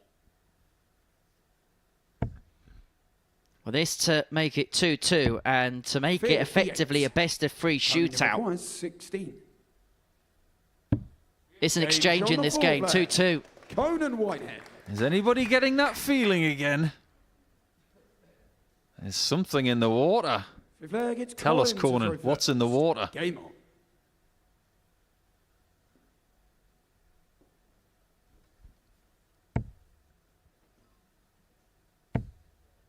Maybe something is brewing. Maxi for Osborne. Well, well, well.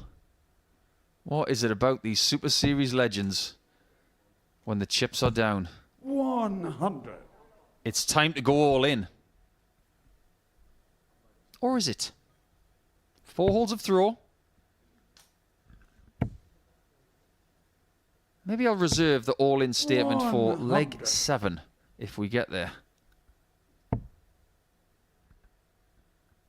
The pattern of play over the last few legs has been the player thrown first has had a very good leg. The player thrown second has been off it, and that trend continues here. At the start of the show, we spoke with Chris Murphy about there being 2 defined favourites in either group. 96. Group 1 followed the script eventually because Tingstrom and Brooks made it through. 140. Colin, you require 125. Now it's 6 starts from 125. Not ideal, but now he can straighten things up. 85. And his recovery is impeccable this time. If he gets tops, he will have 2 chances to make it through. 140. Colin, you require. It's tops for Osborne for 3-2, but Whitehead is lurking beneath his neck on double 18. Don't give him a shot, Colin. He's going to hit that 36 if you miss. Game Well shot done. the 5th leg. And he Colin knew Osborne. it. And now Conan Whitehead, the 9-4 favourite to go on and win the night. His best way of making it through now potentially could be a 9-dart shooter. He is in the mire. He could, of course, still win, and he could, of course, make it through without a matter of fuss, but he is deep in trouble. If Osborne could find a couple of trebles here, he's in the mire. Yeah, everything's been on throw so far. Can we see somebody finding quality against the darts? 100. Win this leg, you win the group. If you're Colin, that way you would get Victor Tingstrom 60. in the semi-finals. And there's that 60 just given Osborne the opportunity now. He's taken the throw in this 6th leg. Whitehead too, for whom the Saturday night woes could go on. He failed to win a leg in his last Saturday night, although admittedly that was in a double start best of 5 format. But if he gets eliminated in the group stages this evening, this would be a big shock. He was the bookies' favourite and a fairly heavy favourite at 9-4 to get through. 100. That's a great 140 from Conan. But what would he give for a 49th 180 of the week in his next visit?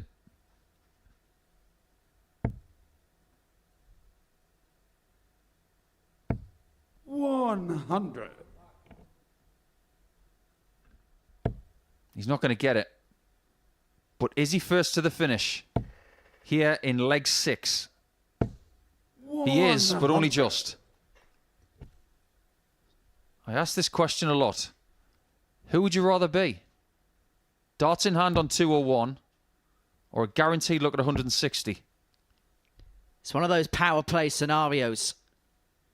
And Osborne just having a think. Got to look at the bolt. He gambled. 140. Code you require 160. My word, how big would this be? How big would it be? Oh, I gave it every chance. That was so well thrown, but Osborne, who gambled to try and leave 61, now could reap the rewards of that gamble. He went for the bullseye. He's going to get a dart now at tops. And the wizard pulls a rabbit out the hat, and he is into the semi-finals. And Conan Whitehead, the 9-4 bookmaker's favourite to win the night, has been eliminated in the group stages. It's Osborne who's going to be through alongside David Wawrzewski, and Conan Whitehead, the former champion, departs. Disappointment for the Barbarian. And that's despite putting in the best numbers of the night. A 95 average in game 1, a 90 average in game 2. But it's Colin Osborne that is going to complete the semi-final lineup alongside David Wawrzewski, Bradley Brooks and Victor Tingstrom. That concludes the group stage action. We'll have analysis with Chris Murphy and Paul Nicholson after this short break.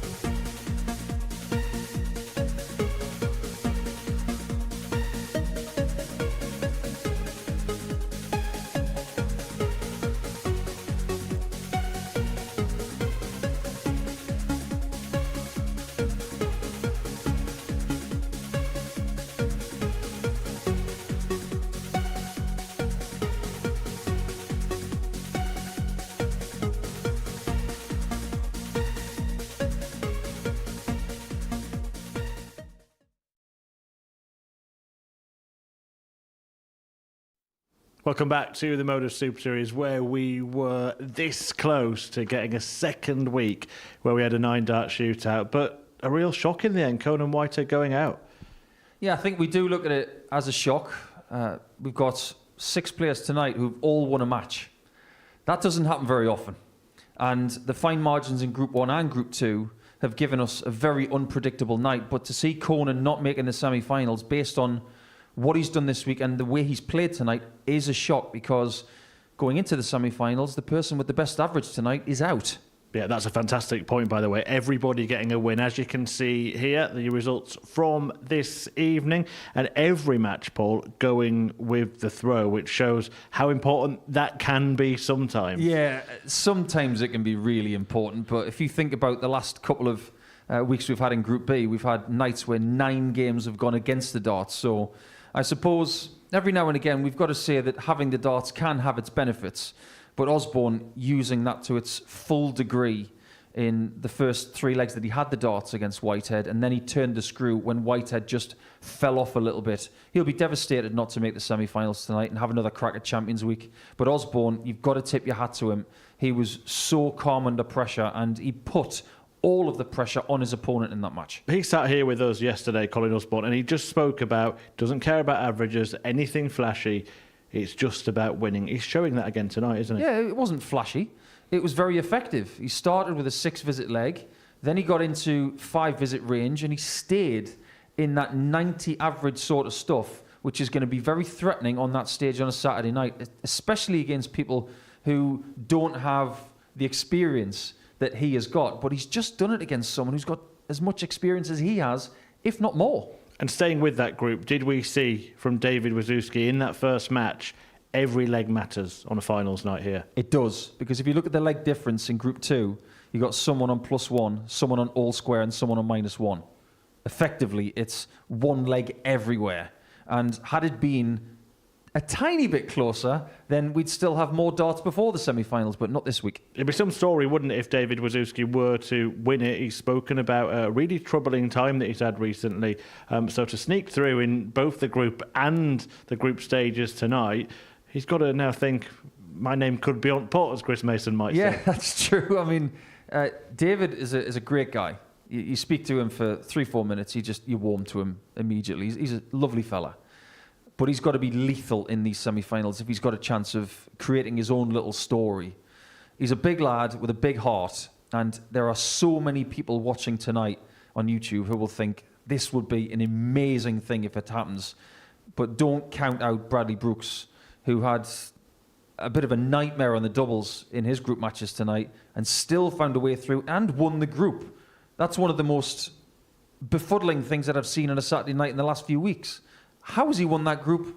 It'll take me a while for it to sink in. Yeah, I was going to ask you about that, actually, because that just shows how quickly it can swing. He was really in trouble. He kind of stormed off the stage after losing that match to Kieran Smith, but has managed to gather himself and put it right. Do you think we could see Bradley flourish from now on? I'd like to think so. When it came to Victor in that match, I just think because he was guaranteed a spot in the semis already, he just took his foot off the gas a little bit too much and allowed Bradley Brooks to find a way to victory. He spent an awful lot of time on things like double 5, double 1, an inadvertent double 2 in there that didn't actually win him a leg. His confidence going into the semi-finals is not going to be good on the outer ring. But if he can put it right, then this is going to be some story to tell. And the interview at the end of the night would be fascinating, considering the ups and downs he's already had. What about Victor Tingstrom then? Because he did have that brilliant performance in his first match, but then did that defeat bring him back down to earth with a bump? Yeah, I think it might actually do him some good.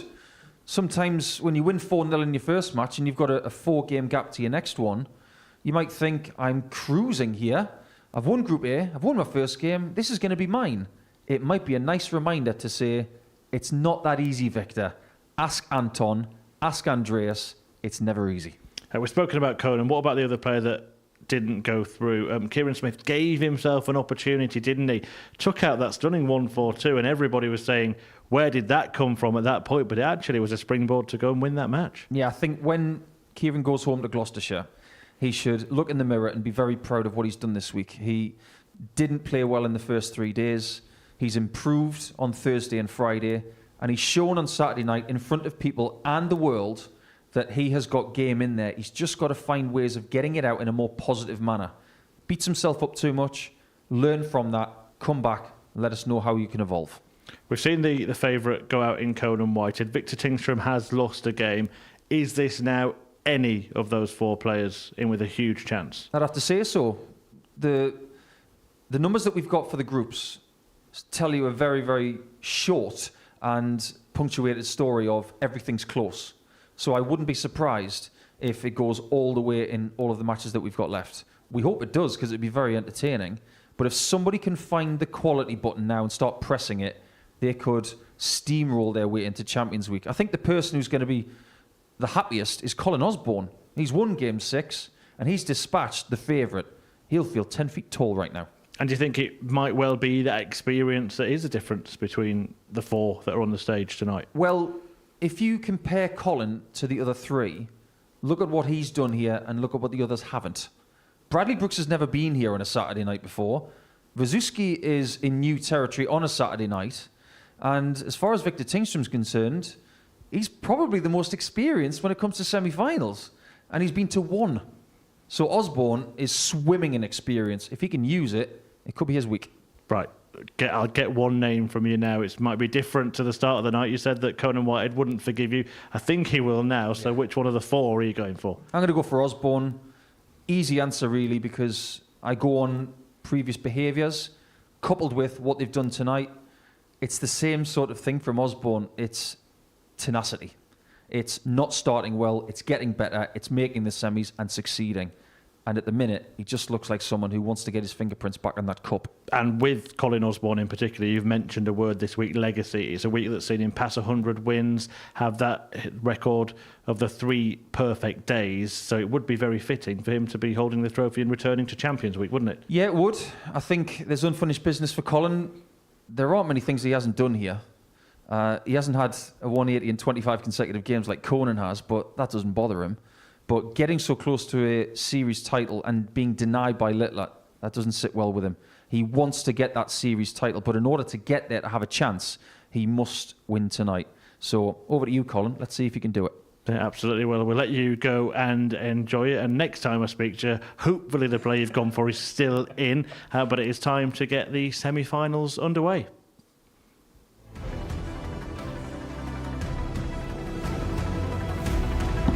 And Bam Bam is into the semi-finals. He'll be relieved as he gets over the line.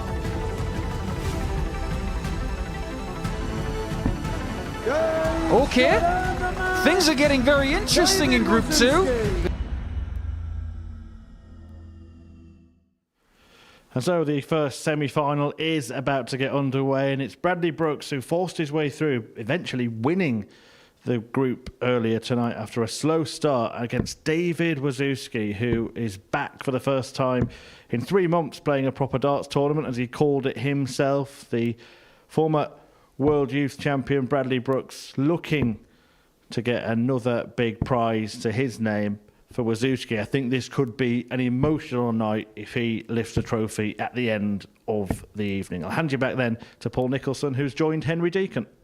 Thank you very much, Chris. And so it is knockout darts from here on in. No more permutations, no more legs being needed. It is straight knockout from here. It is about winning, it's about losing.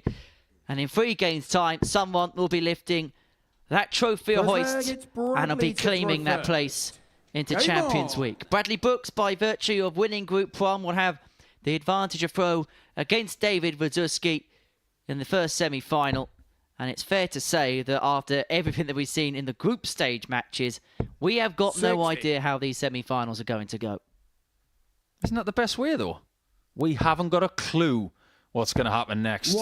This is not a question of sport in the 1980s and 90s, where you may have an inkling about what happens next, but this, we haven't got a clue. 85. Brooks tonight, on the doubles, leaves everybody scratching their head, including himself. 135. He has won Group 1 with 2 points and a leg difference of +2, having missed 32 darts at a double. 60. Of all of the Saturday nights that I've spent in Portsmouth, I've never seen anybody qualify, never mind win a group, with 18% on the doubles. But it's happened. And here's Wawrzewski's got off to the better start of the pair against the throw in leg 1. He's got 6 and 1-2-6. 76. And he's going to leave himself on 50 after 12. And Brooks has no inroads left in this leg. That advantage that he got for winning the group is disappearing. 58. David, it Very requires quickly. 50. Whittled into the quicksand. Wawrzewski looking to quickly 34. move into a 1-0 lead, but a couple of darts to win the first leg had come and gone, but he is going to come back for 3 more. You would assume that Bradley would feel more accustomed to a game of this 60. pressure. David, it requires 16. You wouldn't think so, based on Game what we've seen in that shown first the leg, first because leg. that's a break of throw for David Wazzy. Wawrzewski. 1-0 leads with a break in hand. I'm really disappointed we didn't get First. Wawrzewski. Well, his night is over, Game on. but he's stuck around. Fair play, champ. But yeah, I'm really disappointed we didn't get David against Mason Whitlock this week, because we could have had Wazzy against the Aussie. 100. You can't see the grin on that man's face. However, the final tonight could be Wazzy 59. versus Aussie.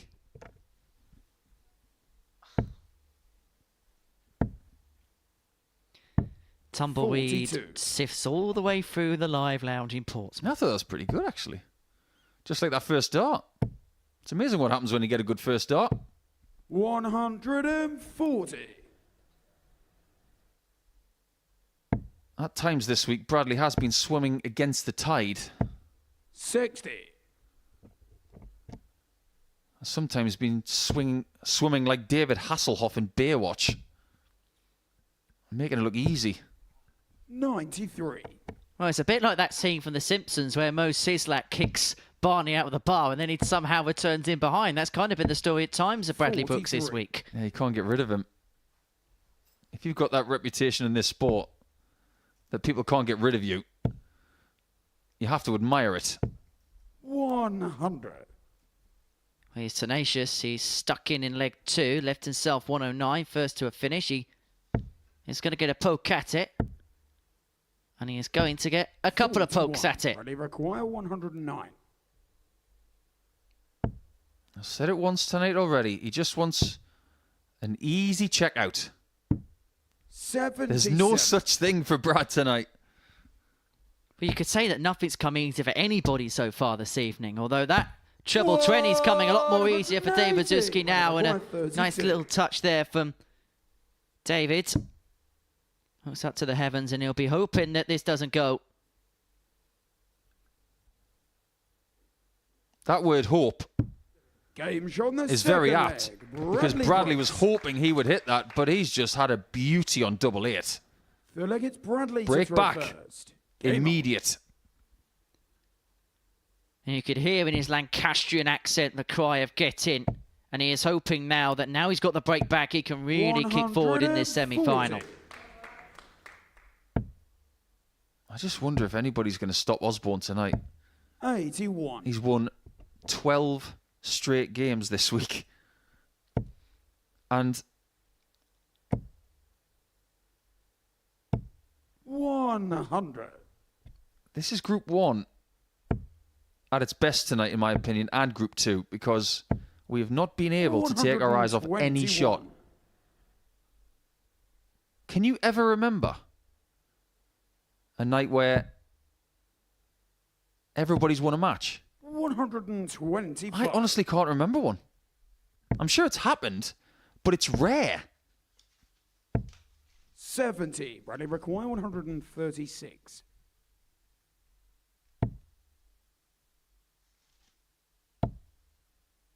Predominantly, you do see group situations where 92. somebody's won 2 matches. Maybe the other one where the points are shared around, but both? Is that a sign of just how close this week has 137. Bradley been? require 44. Well, everything's been closely competitive. Tops for Game Brooks to shot lead the 2-1. third It's a leg. 14 darter. Bradley And is he just Brooks. beginning to click into gear now? Full flag, it's David to throw first. Game on. I wonder what Brad is thinking at the minute. It's his first Saturday night. 60. It's his first semi-final. He's got friends in the Northwest who have succeeded here. They've probably bragged a little bit about how they've done well here. Think about someone like Scott Taylor, who's won multiple weekly titles 100. and a series. He knows a little bit about Littler as well. Well, you can actually broaden the point, can't you? Because as the game goes deeper, the mindsets may well change. 97. Dave Wawrzewski is playing on an absolute free roll in this semi-final, whilst there will be pressure laden upon the shoulders of Bradley Brooks. 100. They were both part of Group B this week. So playing this late will feel very familiar. Well, they would have been just getting started in Group B on Thursday and Friday, respectively. And Bradley Brooks is starting to play to the levels that we've come to expect of him after a shaky first leg. He's recovered well. He's left to finish after 9. He's not going to take out the big fish, and so hopes Wawrzewski doesn't have the 141 in his locker. 56. David, you require 141. It's not out of the question. I thought we were going to get a Kieran Smith moment there. They require 114. Like when he took out that 142 earlier. Against Bradley, it would have been a feeling of here we go again. Is it here we go again on the doubles? Game He's finally got one. Player, Bradley Brooks. This is much better. 50% in this game. Fifth leg, it's Bradley to And if throw this first. continues, Game on. he will be a threat for the title tonight. Now we can forget all of those misses in the group. It's now about what he does now. Peaking at the right time. 100. We saw Jimmy Van Schie do it last week, where he saved his best for the big matches. 83. And boy, did he do that. We're talking about a player who's had 2 ton-plus averages this week. 180. The only person to do that here in week 7. And now he's 81. motoring towards the finishing line. It's been a good week for David back at the Super Series, but looks like the semi-finals where it's going to end. We wish him well in his endeavours, both personally and on the hockey. He's got that 64. charity 13-mile walk on May the 18th for Alzheimer's Society UK. We wish him all the very best in that. But Brooks now has the opportunity to seal the match. Ready, require 157. In style. Just a tiny interruption. And Brad did the right thing there. He's remaining focused. This is a big shot. Bam Bam looking to do it with a bang. But I'm just wondering, I think someone's in the audience just taking a bit of a fall. And so just making sure that certain spectator is okay. Both players just having a look at the referee as well, just to make sure of their well-being. They're back up on their feet and they look okay. And so both players just making sure everybody's okay as they leave the auditorium. Bradley goes back towards the drinks table and now is approaching the hockey with a shot for the match. 157. Bradley require 157. He's out of rhythm now, but at least he's got 6 darts for it.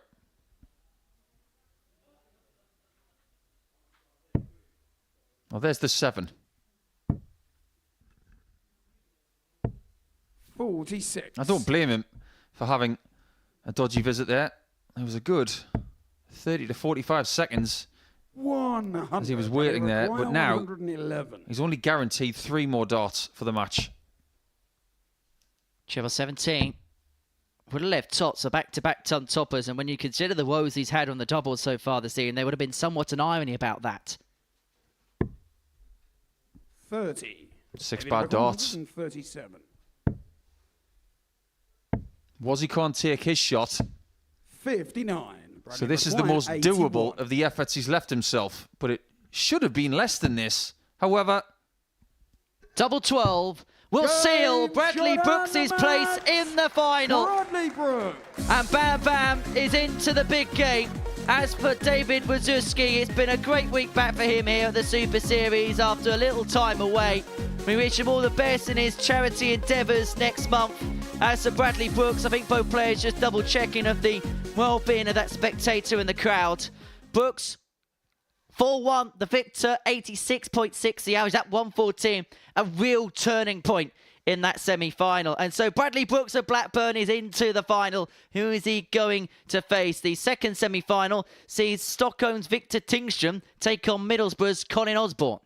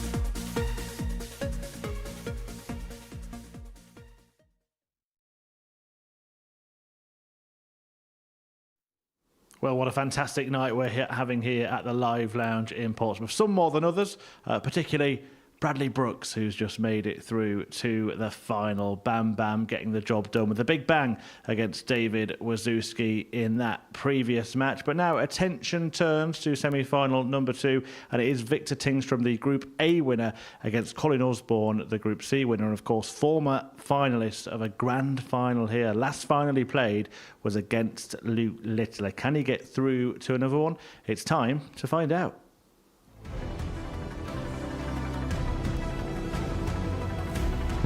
And the Wizard pulls a rabbit out the hat, and he is into the semi-finals.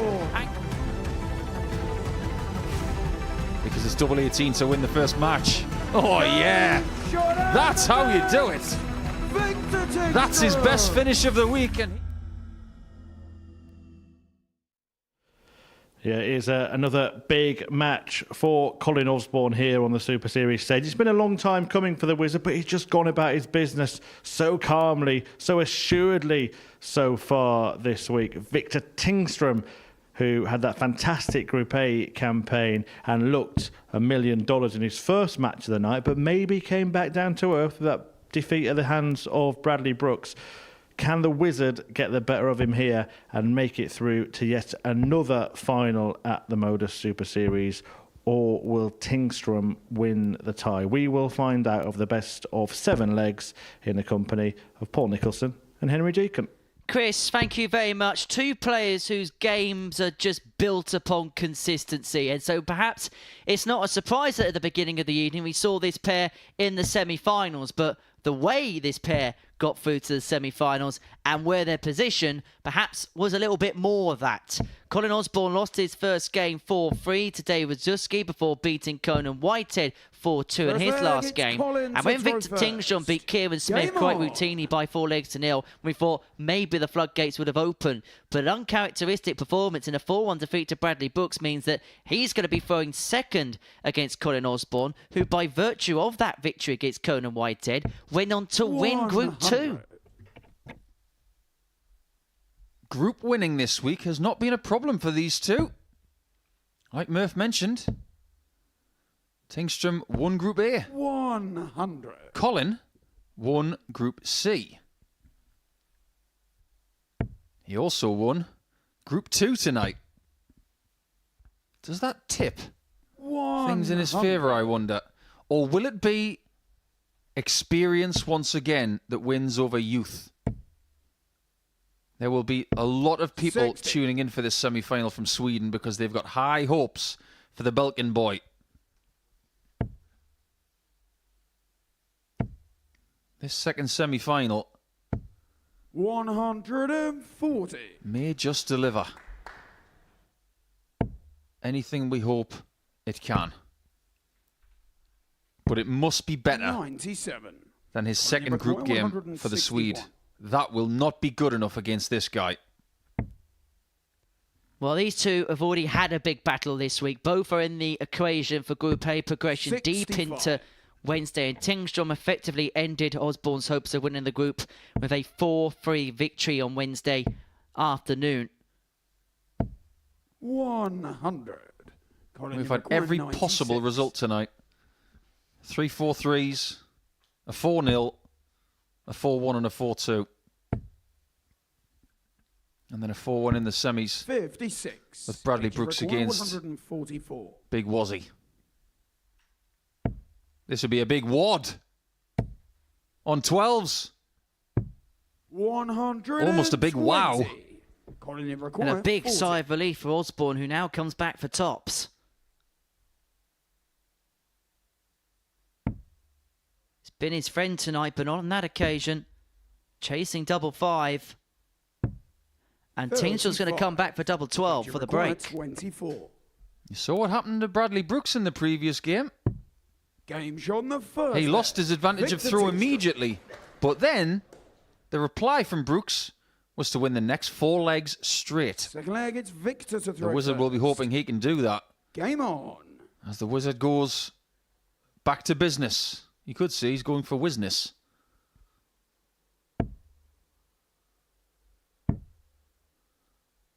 But But make no mistake, you were here 96. earlier in the week, Henry, with Scott Mitchell, when he was starting his campaign, being the sole Swede of the week. I'm sure there'll have been communications from Andreas Harrison 140. and Anton Östlund as if to say, come on, Victor, join the club. We've won a week. In the case of Harrison, it's more than one. He wants to be part of that group.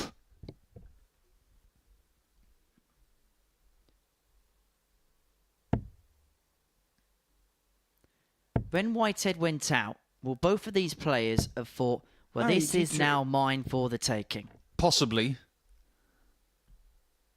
But under no circumstances are they underestimating Bradley. And they weren't underestimating Wazzy either. 58. But some people just have an extra presence in this place. And Mr. Whitehead is one of those players. His elimination is brilliant news for everybody else tonight. 45. Because he's been denied the opportunity of finding his best darts, which are usually in the last two games. Well, you've been in a World Championship where Phil Taylor's been 45. knocked out early. What is it like in those scenarios? Because there seems to be a similar feeling to Conan tonight. Yeah, I think when Phil was eliminated in any tournament, 100. there was a look around the room as if to say, well, who's it going to be then? And the practice room tonight, after game 6, 4 players left. 100. They probably looked around as if to say, well, the winner's in the room, but who's it going to be?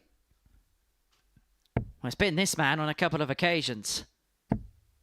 He's looking for a hat-trick tonight. He's looking to see where that second dart made its way in, but it lands just above the top treble wire. The lesser seen 2 treble 20s and double 7 shot. Victor require 104. 2-0. Got to go 45. Don't go for the block bed, Victor. Okay, don't listen to me. Just do what you want. Osborne will feel as sick as a chip if this goes. And it grazes the wire, and Osborne will come back for a level match. 40. It didn't cooperate in leg 1.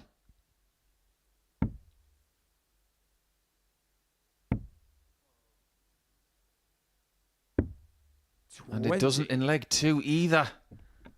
Victor requires Victor 28. will think it's Christmas. And he moves 2-0 in front, and now he's halfway towards the victory post. He's halfway towards the final. We've only played 5 minutes in this game, and Osborne is all at sea. He is in all sorts of peril. He has spent 6 opportunities at the outer ring, and he has been made to pay for it. By the way, that phrase that you used at the back end of the second leg, sick as a chip, where did that come from? Not from you. You've said it a few times. I'm just wondering where it originated. 97. I can't ever remember chips being sick. I can remember sickly chips, but I won't go any further into that. You'd get really sick if you had an undercooked Parmo, isn't that right, Colin? 140. But he will be feeling a little bit nauseated at the minute. He must start on the 19s here. 140. Victor takes the lead.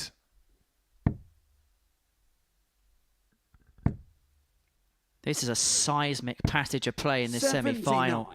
Good recovery of the last dart, but Tingstrom with a treble here will leave him first to a finish and an opportunity to get the double break. The glare at the board from the Swede is different to that of game 2 tonight when he was playing Brooks.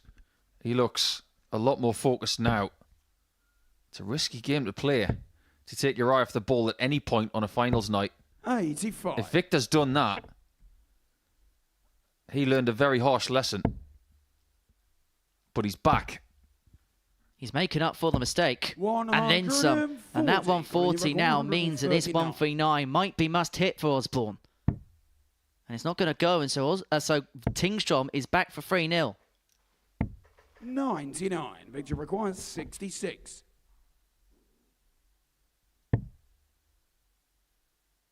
One dart, a double 16 for 3-0. 34. Push that wire. And that was for a double break as well. Osborne, third down on tops. This time he gets it right. Colin Osborne. But he's still going to have to find a break. Tingstrom is still in control of the match, although he could have had all the aces in the pack if he moved 3-0 to the good. And he'd have been shuffling Osborne along potentially next to no time at all. This 60. fourth leg is huge, and Tingstrom's kicked off dry. You could say that leg 4 proves to be the most popular, important leg 38. in this format. Because most of the time it is 2-1 to somebody. And if you win leg 4, you're either going to reel someone in or create a big gap. And that's the dart that Osborne's looking for. It makes everything easier. 140. I still haven't got a clue who wins this game. It is on a knife edge. But has Tingstrom just played the right cards at the right time? He's been very straight. Hasn't deviated away from the 20 segment so far in this fourth leg. But if he gets 80 with his first 2 darts here, he might have to. 99. So Tingstrom 6 darts for a 3-1 lead. And that slider in the 5 has not helped his cause. But that's a 85. great recovery with the last. Yeah, that's worked out pretty well. What kind of pressure is coming? 100. Victor require 116. Does he have to take this? Or does he have the luxury of 2 visits? Double top. 76. Now we're about to find out the answer to that question. 124. Does he get another visit? He might not. But he does. 82. Well, it felt like one of those potential game on or game over moments. Osborne miss a dart at the ball.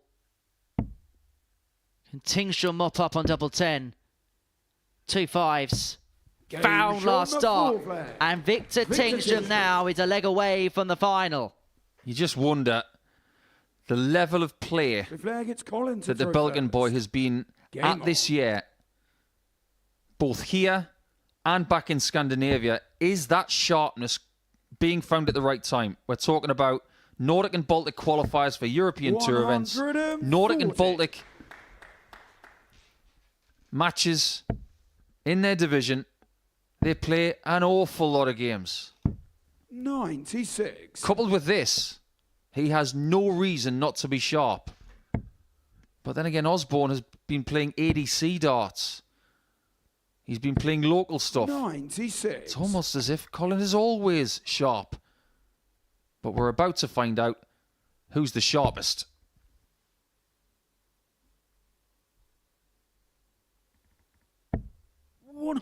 Great cover on the 18s there for Tingstrom. And it's as you were in this leg. Now, where does he go to start his next visit?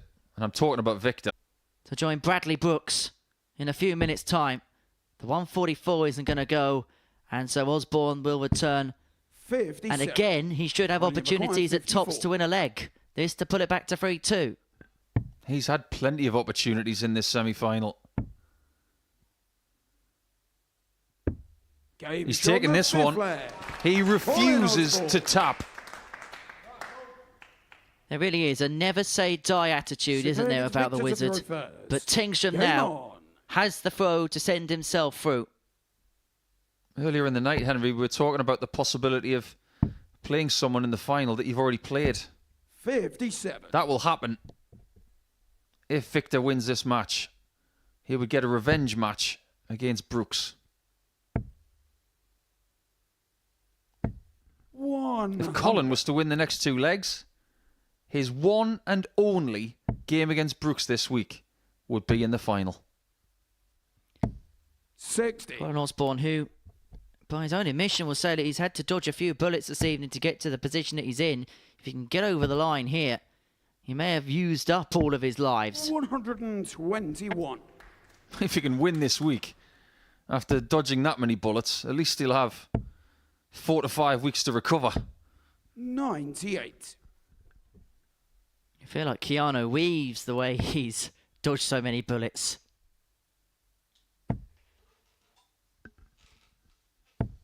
It's a lovely ton.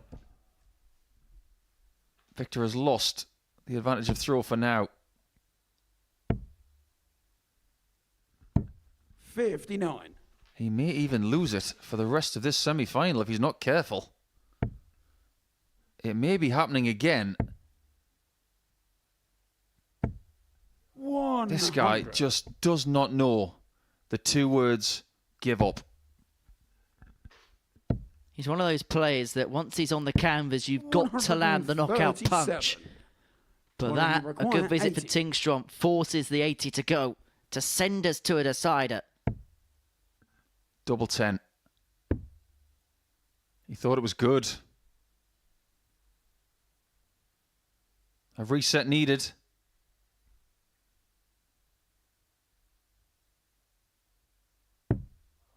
And now a chance for Victor to be victorious in this semi. It may just be a dart at the bullseye. He's going to have to go big here. The treble's blocked. It is one dart at the bull. 43. It doesn't go. The line wasn't quite there, and so Osborne returns to send us all the way. This double is perilous. But you wouldn't think so. Yes, double 5. Do as you're told. You'll take what I give you. 7 from final leg. It's Collins. All square. First. Game on. Knife edge darts between Middlesbrough and Stockholm. Who wins? 501 points to play. Bradley Brooks in the final. It is as simple as that. And that 140 typifies Colin Osborne. When he's in the mire, he just conjures something significant up. His win percentage over the last 3 days is outrageous. And you can't help but think that that feeling of winning is why he's doing this. 123. Tingstrom needs to find something big. He probably needs a max here. It's not going to happen. He made a semi-final back in Series 6. 83. Week 2. Back in November. If he doesn't get a move on, the Swede will lose out in the final 4 again. 55. And it's a semi-final that the Swede has let slip through his fingers. He had led 3-1. He was in cruise control of the match, but Osborne just would not give up. He 58. would not relent. He would not give in. And now he's got 6 starts to complete the job. What score would you realistically want in this situation? He can take whatever he wants. 159 is an A+ score. 159. And he is one of the Super Series' most starred pupils. And he's left himself on double 12 after 12 to complete the comeback win. 140. Now there's only one job left, but fair play to Victor for leaving 120 just in case. Double 6.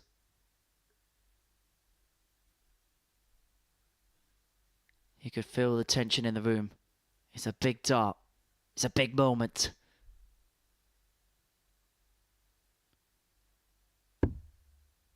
Down for double 3. And Colin Osborne returns to the final for the first time since he made the grand final back in Series 4. He has beaten Victor Tingstrom by 4 legs to 3, a semi-final that the Swede had led by 3 legs to 1. But it is Osborne who is into the finale. How many times has he dodged bullets tonight? A few, but now he's into the final. Nice little embrace between him and Conan Whitehead to have shared a practice room over the course of the last week. It'll be a bitter disappointment for Victor Tingstrom, who didn't end up being victorious in the end, but we now have a final set, and it sees Bradley Brooks take on Colin Osborne for the big prize and a place at Champions Week.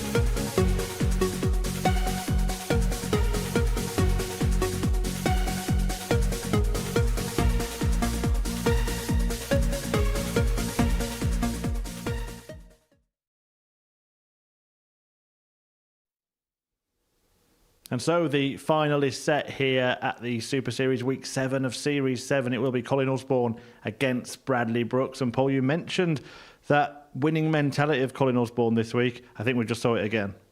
Just more evidence of how much he is comfortable on that stage in pressure situations. Lesser players would have folded in that match because Tingstrom was right there to take the match at certain points. But Osborne, Henry mentioned that he's been dodging bullets, but they weren't coming from somebody else. They were courtesy of his own misses at tops, 10s and 5s early in the match. But he's able to soak it up and just find a way to get through the match anyway. He played really well in that game. We can talk an awful lot about how he could have played better, but it's all about doing enough. And at the minute, he's doing that. Well, let's just get our classified results check, shall we, from this evening's action. And again, the semi-finals have followed suit with the group stages. Every single match won with the throw. The last game, they're going to bull up for the throw. How important is that going to feel now, having seen that screen? It's probably going to feel like a vital thing, but if you look at both of those semi-finals, immediately the person who had the darts didn't have the darts in leg 2. So it's just fallen that way, let's put it that way. It's sometimes you want to establish patterns, of course, but this one match in the week, match 104, getting the darts can be very important. Not necessarily for the start, but if it's 3-3. You want to have the darts on the last leg if we go that deep. Yeah, and we will bring you that information as soon as we have it. They'll be doing that right now in the practice room backstage. But let's talk about both finalists. Bradley Brooks, he said at the start of the night that he wasn't really happy with how he'd played. Do you think he's feeling any better yet about his performances? Probably not, especially in the group stage. He won it somehow, but his doubles have been abysmal at times. But when you come into a semi-final situation that is knockout, he was starting to find something in the way of a groove. He needed some sort of a catalyst. And it's easy for me to sit here and say that one shot has given him that confidence. I don't think it's been that way. I think it's just been that match in the semi-finals where he was given space to breathe, he was given opportunities to find doubles, and he did. It's been his best doubling performance of the night. If he can do it again, he might just find a way to his first title here in Portsmouth. He's been a teenage tour card holder. He's been a world youth champion. Winning here, is it the step forward he needs after a couple of steps back? Yeah, he's definitely taken some steps back in the last year. I think at the start of 2023, he was buoyed by the fact that he was qualifying for big events in Europe and maybe in some decent form. It didn't materialise. But in order to move forward in the grand scheme of a career, sometimes you do need to take a step back and just look at what you've done over the last 8 years, because it's that time frame that he's had with being in the tour and out of the tour. Now that he's got this distance between himself and the tour for the first time since he was about 16, I think he can take a greater look at his life and his career, his technique, his mentality. There are lots of things to adjust, but he's getting there, and this is a really good step in the right direction. As for Colin Osborne, for him, different end of his career, just something else to add to the Roll of Honour? Yeah, definitely. I think legacy is such a big thing for Colin in this building, and maybe elsewhere. He's not 50 yet. With people of his ilk, people who have been on the tour and they've done great things like winning 7 ranking titles in the PDC, you could look at him and easily think, well, seniors next then? No, not for a couple of years. When he's there, he'll go there. But for the minute, this is his graceland. He wants to make hay while the sun is shining, and the sun has been shining today. Yeah, still waiting for information on who's won that bull. We will bring that to you as soon as we know. But for now, we're going to move on to next week for a moment. Week 8 is going to get underway on Monday, and these are the players that are going to be in action. Paul, John O'Shea, Harry Ward, Harry Gregory, James Richardson, Gilbert van der Meijden and Lee Cox in Group A. That seems like it could be a group where the days could be over pretty quickly. Yeah, I think you've got some quick players in there. Big H, Harry Ward. Love watching him play, such a lovely fella. John O'Shea playing his first Group A campaign. Predominantly at the end of the last series, he was a Group C guy. He had much success. He had a good Champions Night as well. But I think the Joker will want to bring his own brand of chaos this week. But we spoke about those players yesterday. I like the look of Lee Cox. He has never played as well as he is right now. He's confident, and he's had tumultuous times in this building. If he's going to find success, it's going to be next week. And I think he will make Saturday, and I think he'll be a big threat for the title. Yeah, full week for Lee Cox after that Challenge 2 win as well. But there were a couple of players in Groups B and C that have won titles here before. Mike Gillett, John Worsley, Kieran Tierney, who was the first ever winner on this stage. So there are people that have got the experience, like what Colin Osborne's trying to do tonight. Yeah, that's true. You've got a final tonight, which is someone who's playing very decently at the minute in the ADC and in other arenas, like Bradley has. And you've got someone who is used to doing it here in Colin.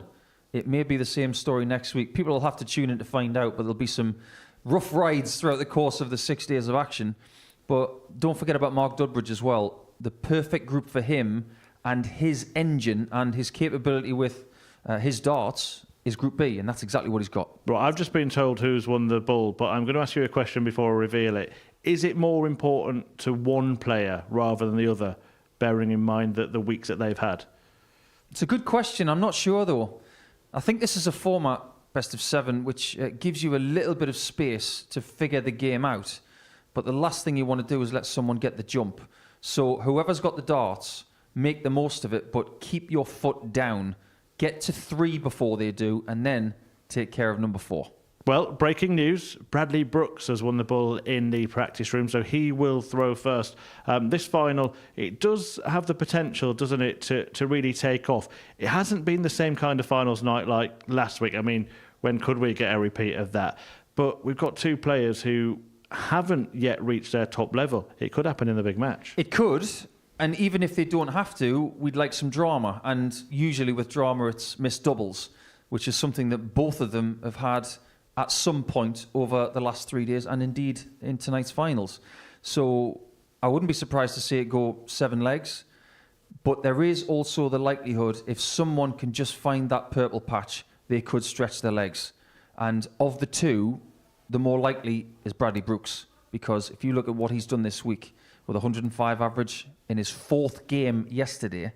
This is his 4th game tonight. If he finds his best, it wouldn't be a shock. Yeah, the winner, of course, gets through to Champions Week, and we do already have 6 players there. Here is the list of winners so far in this series, and it's looking pretty tasty already, isn't it, Paul? Whoever wins this final will be a good addition. You've got a lot of nations represented there. You've got Northern Ireland with Neil Duff. You've got Republic of Ireland with Connor. Rhys Robinson started things off with some fireworks in week 1. Bradley Roos and Jimmy Van Schie, 2 players from the Netherlands. And Andreas Harrison's not going to have any Swedish company just yet. But the first half was thrilling. And I'm pretty sure that the start of the second half will not disappoint. But I think next week we'll just have a continuation of what has been a fabulous series. Is winning around this time close enough to think you can carry on that form until then? By virtue of history, yes, because predominantly our winners of the series come from the second half. However, if you look at the names from the first half, you tell me that Neil Duff doesn't believe he can go on to win the series. You tell me that Jimmy Van Schie's not going to come here and try and bulldoze the place and take that trophy back to the Netherlands. Those first 6 fellas really want to win. Don't automatically think that the second half guys or girls will get it done. Right, I'll let you get back to comms. We'll have a chat after the final, which is about to get underway. It's a meeting between youth and experience as Bradley Brooks takes on the wizard, Colin Osborne, and it is time for the showdown.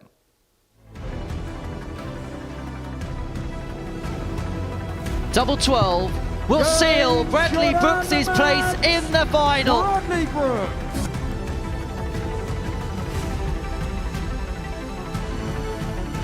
And Colin Osborne returns to the final for the first time since he made the grand final back in Series 4. So who will win Week 7 of Series 7? Will it be Bam Bam Bradley Brooks, the young player, former World Youth Champion, looking for a first win on that Modus Super Series stage? Or will it be Colin Osborne, who once was runner-up in a grand final to the most famous player to ever have played on this stage in the teenage sensation Luke Littler? Brooks, now 24 years of age. This would be a big step forward for him, as just discussed with Paul Nicholson. But Colin Osborne has just gone about his business calmly, quietly, confidently and comfortably, and may get his hands on the trophy once again. And Paul has headed back to comms, where he's joining Henry Deacon.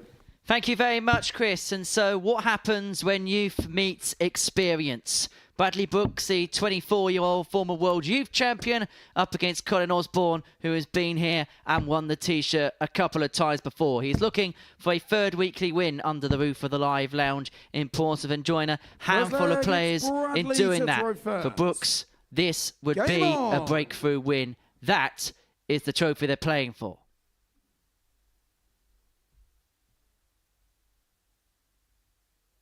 Maybe the most important thing they're playing for, Henry, is opportunity. Here we go. 180. Bring it on, guys. Bring it on. I did mention with Murph just now that game 4 100. of Friday night, Bradley Brooks posted the best average of the week. 100. 5 perfect darts to start the final is not bad at all.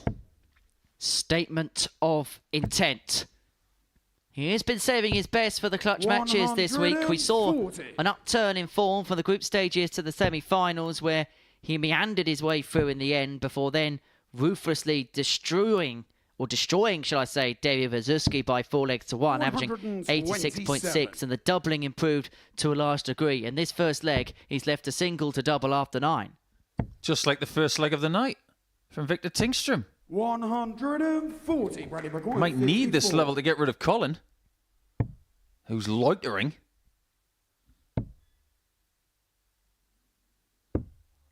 2 more missed darts at double. He's 11 from 48 for the night. However, he was a lot better in the semi-finals, being 4 from 7. But this is a bull for a break. 78. And you could tell that he fancied it, but he just couldn't get the line and length up to point. And so double 5 for 13 dart to start. And Bradley Brooks draws first blood in the final. That's the 3rd time tonight he's hit double 5 in the left half. Second leg, it's Colin to throw first. Game on. What a great start that is. And he does have a recent win to his name. He won the ADC Tour a couple of weekends ago. Won one of the events there. Beat Neil Duff in the final. In a last leg decider as well, it should be mentioned, by 5 legs to 4. 42. Just want to say a very big thank you to everybody tuning in this evening. We had an extraordinary amount of people tuning in last week. Over 50,000 people joining us last Saturday. Many thanks for that. Around about 30% of you who watch are subscribed. 60. For all of you that aren't, just click that subscribe. It would help us a lot, and it would help you as well, because we can let you know when these sessions are live and when the additional content is also up for your entertainment.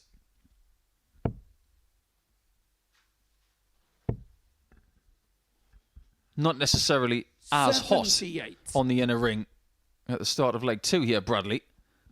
Whereas Osborne is just doing what he does. Okay, you slow down. I'll meander. 100. To the finish after 12. Old school darts here.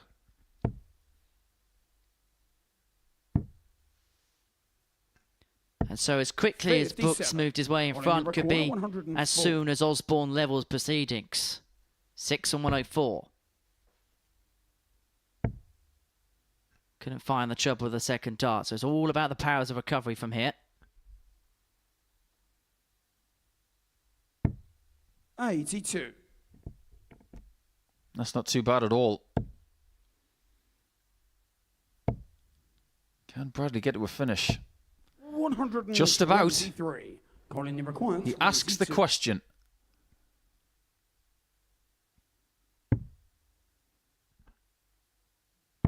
Double 4 for Colin. 18. So now that he's left 141, 41. let's see if he can take it. Finals can hinge on big moments, but the 141 isn't going to be won in the second leg of this. And so Osborne down at double 2. You require 4. Brooks has left himself on 76. But there was no faffing around for the Wizard. 1-1. Good quality contest so far in this final. Yep. No faffing with a capital P. Bradley to throw first. Game on. The German version of faffing.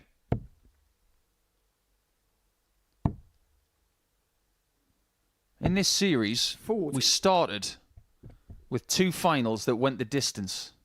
Robinson and Kelling in the first week, and then a dramatic Heenahan-Bolton 59. final in week 2. Since then, we haven't gone the distance, with wins for Roos, Duff, Harrison and Van Schie.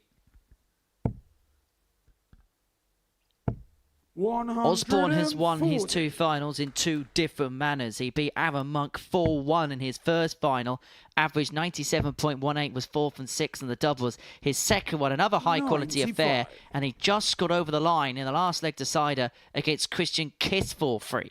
Yeah, that was a night where Christian Kist was on fire. He was absorbing 134. everybody. But against Colin, he just couldn't do it. Does that tell you something? No matter how well you play throughout the night, when you come up against Colin in a final, he can suss you out. And just when Brooks thought he had an air of comfortability in this leg, Osborne comes back with a 177 to leave himself on a finish. But that is a top 139. response from the young man. 170.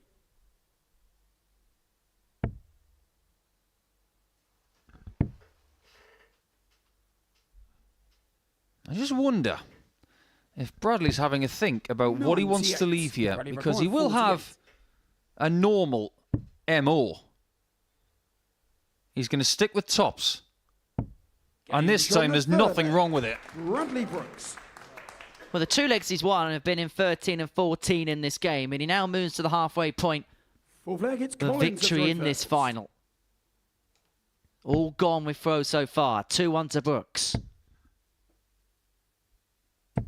Like I was saying to Murph in the studio, Henry, 140. winning the bullseye is not about leg 1.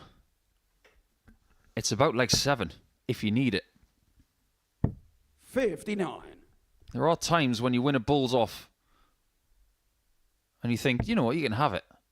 Yeah, that's a best of 31 or a best of 13 set situation. It doesn't make any difference, 96. because going the distance in those formats is unlikely.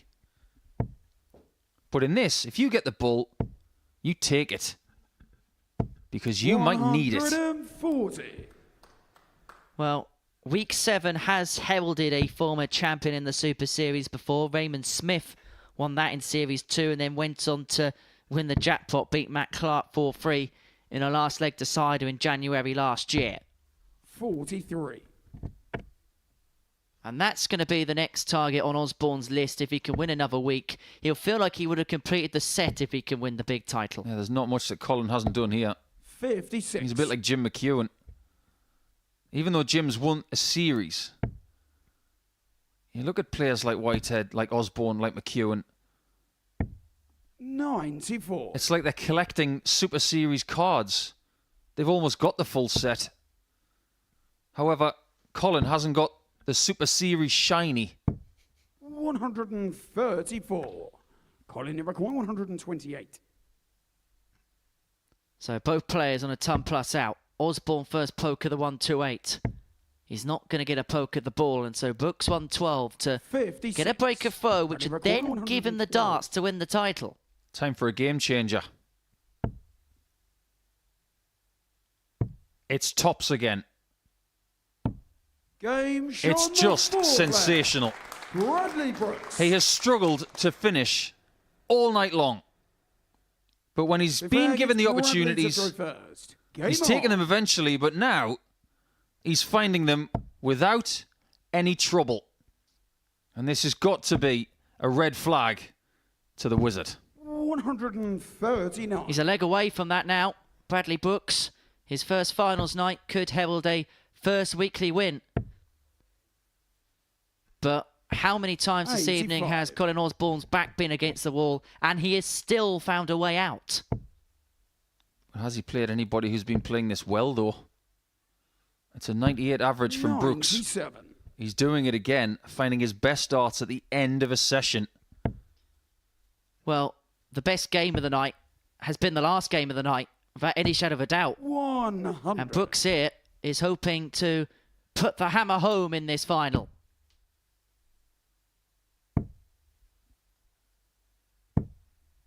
$133. Has anybody got a corkscrew? because there may be champagne needed in as little as 3 darts. 60. Bradley Brook 132. Feeling thirsty, Brad? No, he goes upstairs and he's going to have a go at double 12 to have finished in 108. perfect style, but it grazes the wire. If you're going to miss that shot, miss it high. But he didn't miss it by much. For a first win in a weekly campaign at the second time of asking in his first Saturday night, 69. he might not need a boom boom 24. or a bam bam. It might just be a bam. It'd be a breakthrough moment. As Brooks Game bags shot the at title. mat. And the Week 7 Modus Super Series champion, Bradley Brook. Bam Bam is the man on Saturday night on the South Coast. He beats a legend in this building, Colin Osborne, by 4 legs to 1 to clinch the title. His second big title in the space of a few weeks. He saved his best performance for last. A 97.16 the average, 4 out of 9 on the doubles, that 112, a real game changer. He nearly won it with a 132 as well in that previous leg, but it is Bradley Brooks that is going to join a glistening resume of names into Champions Week at the back end of May. He's beaten a legend in Colin Osborne in the final by 4 legs to 1. The trophy is his, and it is almost time to present it to him. He is ready and waiting on the stage to receive the big prize with Owen Binks.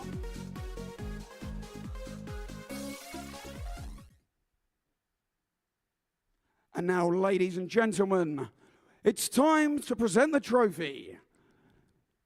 Would you please show your appreciation for this week's Modus Super Series champion, Bradley Brooks.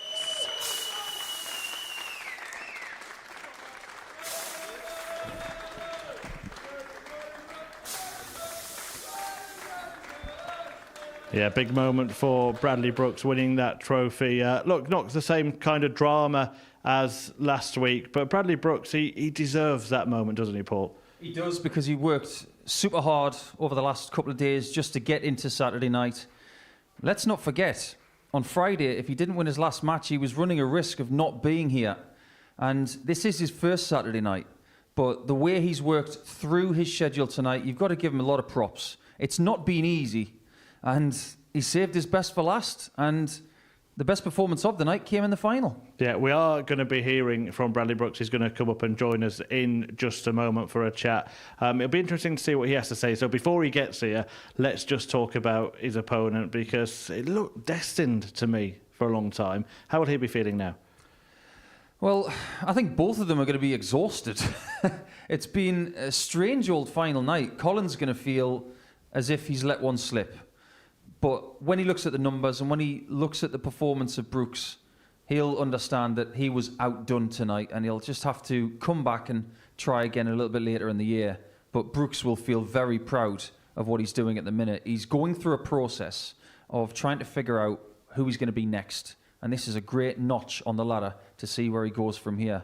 Osborne will be disappointed because he really wants to get that series title, but it's not going to be in Series 7, unfortunately. Yeah, let's just recap the evening then as a whole, and it did play out the way that we spoke about, Paul. The results are there, and every single match was won by the player throwing first, although, as you kind of said, that only really comes into play when it goes down to a last leg decider. No need for that in the final. No need for that, and I'm sure Brad will be very, very happy about that fact. I think the statement of winning the bullseye is super important, but only if you take it the distance. But in a final like that, when you've started so buoyantly, what you really want to happen is 1, 2, 3 legs, get them in the bank, and then give yourself that comfort to continue to play well. If the pressure is heightened by your opponent constantly putting you under it, then that's where you don't play your best. But if you can, that says something about you. And there was pressure initially, but ultimately Brad was just too good. Yeah, he has just joined us now. Bradley, take a seat, grab the microphone, we'll have a nice little chat. Congratulations, you got there in the end. Look, before tonight started, you said you weren't happy with how you were playing, but how happy are you to have got over the line and won? Yeah, I think I was lucky to get through the first bit of the groups. I didn't play well tonight, but I've won. I've good friends with Scott Taylor. He's done well here, and he always said to me, "You'll be lucky than good." So I think I've rolled my luck a little bit, and I've turned up when I needed to turn up in the final. Yeah, sometimes you do need a little bit of fortune when you're playing so many matches throughout the course of a week. You've played 12 matches this week. You've been over the 100 average a couple of times. But how proud are you of the fact that you haven't just been a little bit fortunate, but you were good in that final? Yeah, it's been, obviously, before the ADC final, it's been a long time since I've been in a final, so that helped. So in a final like this, how big this is and how many people watch and get into Champions League, it was quite a big thing for me. It's probably one of the biggest things I've played in a long time. So to play like I did then, I was very proud of myself, and that takes a lot for me to say sometimes about myself. You must be really happy with the way you started the final. Came out of the traps immediately and put him straight under pressure. Yeah, first leg, kicked off, I went at 180, I fancied the 9, and then the next leg it kind of didn't say anything the second leg. I'm thinking, Brad, you need to step it up, just keep it, like, that's what I felt like this week was. One game I'd be unplayable, next game I'd be beatable, but yeah, like I said, I'm just happy to win the final in the end. Just talk to us a little bit about your career in general, because of course you got your professional tour card as a teenager, went on to win the World Youth Championship, and then have fallen off the tour. So how important is it to have something like this to fall back on, rather than kind of going back to square one? Yeah, I think it's massive. I think if you speak to a lot of players who would drop off now, not being a professional at the minute is not always a bad thing, because if you're not playing well, and anyone who's been there, Paul, you've been there, so when you're getting beat over and over again, it's hard to take. But now, not being a professional and having a talk, sometimes it can help you. And I feel like this year could really help me playing in stuff like this, the ADCs and all the other comps. So yeah,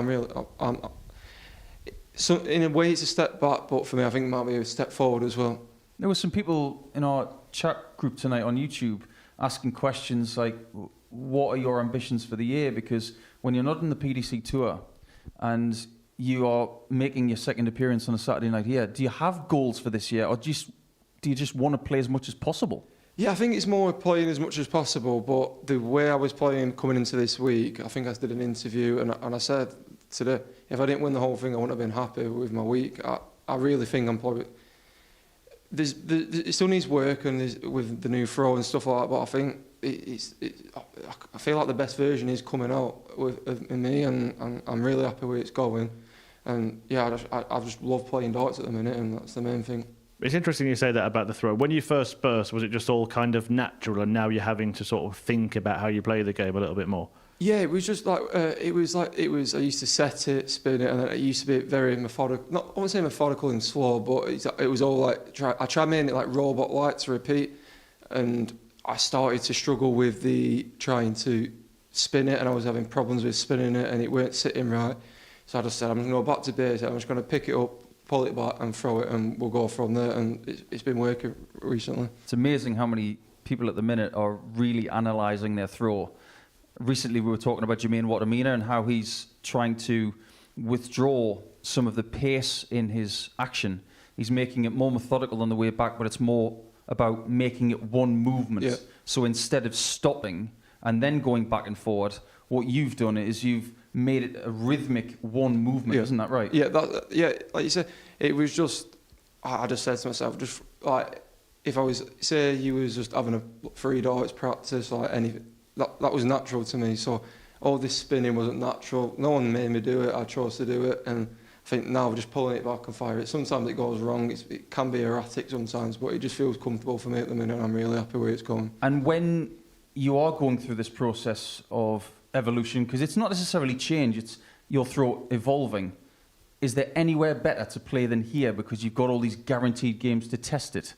No, like I said, this is the perfect place. Like you said, I have a new dart. I'm always going to use them. I thought I'd use my my throw where I pull it all the way back with no stops. And I had a tough group, and it was a tough week. And I just thought, you guarantee your games, see how it goes, and then I can look back and see where it went wrong. And if it's not working, it's not working. and luckily I've won the week, so I'm really happy with it. Yeah, the other key aspect, of course, for any dart player is the mental side of it. And just in context of tonight, we saw you lose that first game against Kieran Smith. I was watching you head down, walk backstage. How did you kind of dig yourself out mentally from that blow? If I told you I went back and said, right, sort the fight, I'd be lying. I was devastated for about 5 minutes. I don't think it was the fact I lost the game, it was the way I played. I don't think I played well. So I just sat there and I said, luckily I knew that if I won that game, I was guaranteed to be through. I didn't think I had a chance of finishing top of the group, but I knew if I won, I was through. So I just had a minute, sat down, told myself off, and then went straight back on the practice board. But yeah, I wasn't happy when I lost that game, no. You've got 1 month before Champions Week. Not a great deal of time, but a lot of our series champions have come from the second half, which this is. What have you got planned for the next month? I've got the development tours coming up in Germany, and it's just, like I say, just practicing, trying to get everything right and just enjoying the game. But at the minute, I love practicing, so when I'm going out on a Monday in a local team, I play like Sean Wilson, who plays Jim Austin, so I enjoy the crap with the lads and I enjoy the practice, and yeah, I'm just really enjoying darts at the minute. Not really a bad day for Blackburn, right? I know, yeah, I was, yeah, it comes in free, so we were saying, Blackburn won today, then I won on the Grand National, and then I won at darts, and my mum did say to me it comes in free, so... Hopefully that is the end of the 3 because they play Sheffield Wednesday next week. Yeah, well, fair enough. Hopefully that is it. Right, let's have a look at that Champions Week lineup that Paul just referred to, actually, because Bradley has put his name in that second half, as you said. Now, you just gave me the sense that you feel that any week you're in, you think you should be amongst the favourite, but Champions Week's a bit different. But looking at that field, I mean, it's going to be fun, but you're going to fancy your chances, right? I know myself, when I play well, people have to play well to beat me. My worst enemy is my head. So if my head's not right, I'm useless. But at the minute, I just can't see a way where I don't win, and if I lose a game, I can't bounce back at the minute. So yeah, I'm really looking forward to it, and I'll be back on the board. I've got Super League tomorrow night, so I'll be back on the board tomorrow night. Yeah, and I heard you played decent stuff earlier this week. A 9-darter in a local comp, is that right? Yeah, I did. Yeah. I think the whole pub heard it as well. I give it a little bit. I give it large as well. So yeah, I think the whole pub heard it as well. Paul, just finally, obviously Brad's gone and done stuff. He's won the World Youth Championship before, but the stage that you're on at any given moment, that's the most important thing, isn't it? So this is huge for him right now. Yeah, that statement of you're only as good as your last game, well, he's obviously very good because he's just won on that stage. And there are great players who have not made Champions Weeks. Robert Thornton has not made a Champions Week. He was here this week. He's not been to week 13. It's taken Brad 2 attempts to get there. Unfortunately for Robert, he's going to have to try again in the next series, but I'm really intrigued to see what Brad does over the next month in the lead up to our Champions Week at the end of May. And final word to you, Bradley, when you do come back, you've got that Champions Week. Where would it rank? How big would it be for you to take that title? I think it'd be... I always say to myself, my biggest thing I ever won was the World Youth, but I don't know. I don't know until I lift. Well, hopefully, I'll lift the trophy, and then I will lift the trophy. But when I lift that, then who knows? But I just love playing darts at the minute, and knowing I'm coming back among other winners, so they'll be confident. I'm looking forward to it.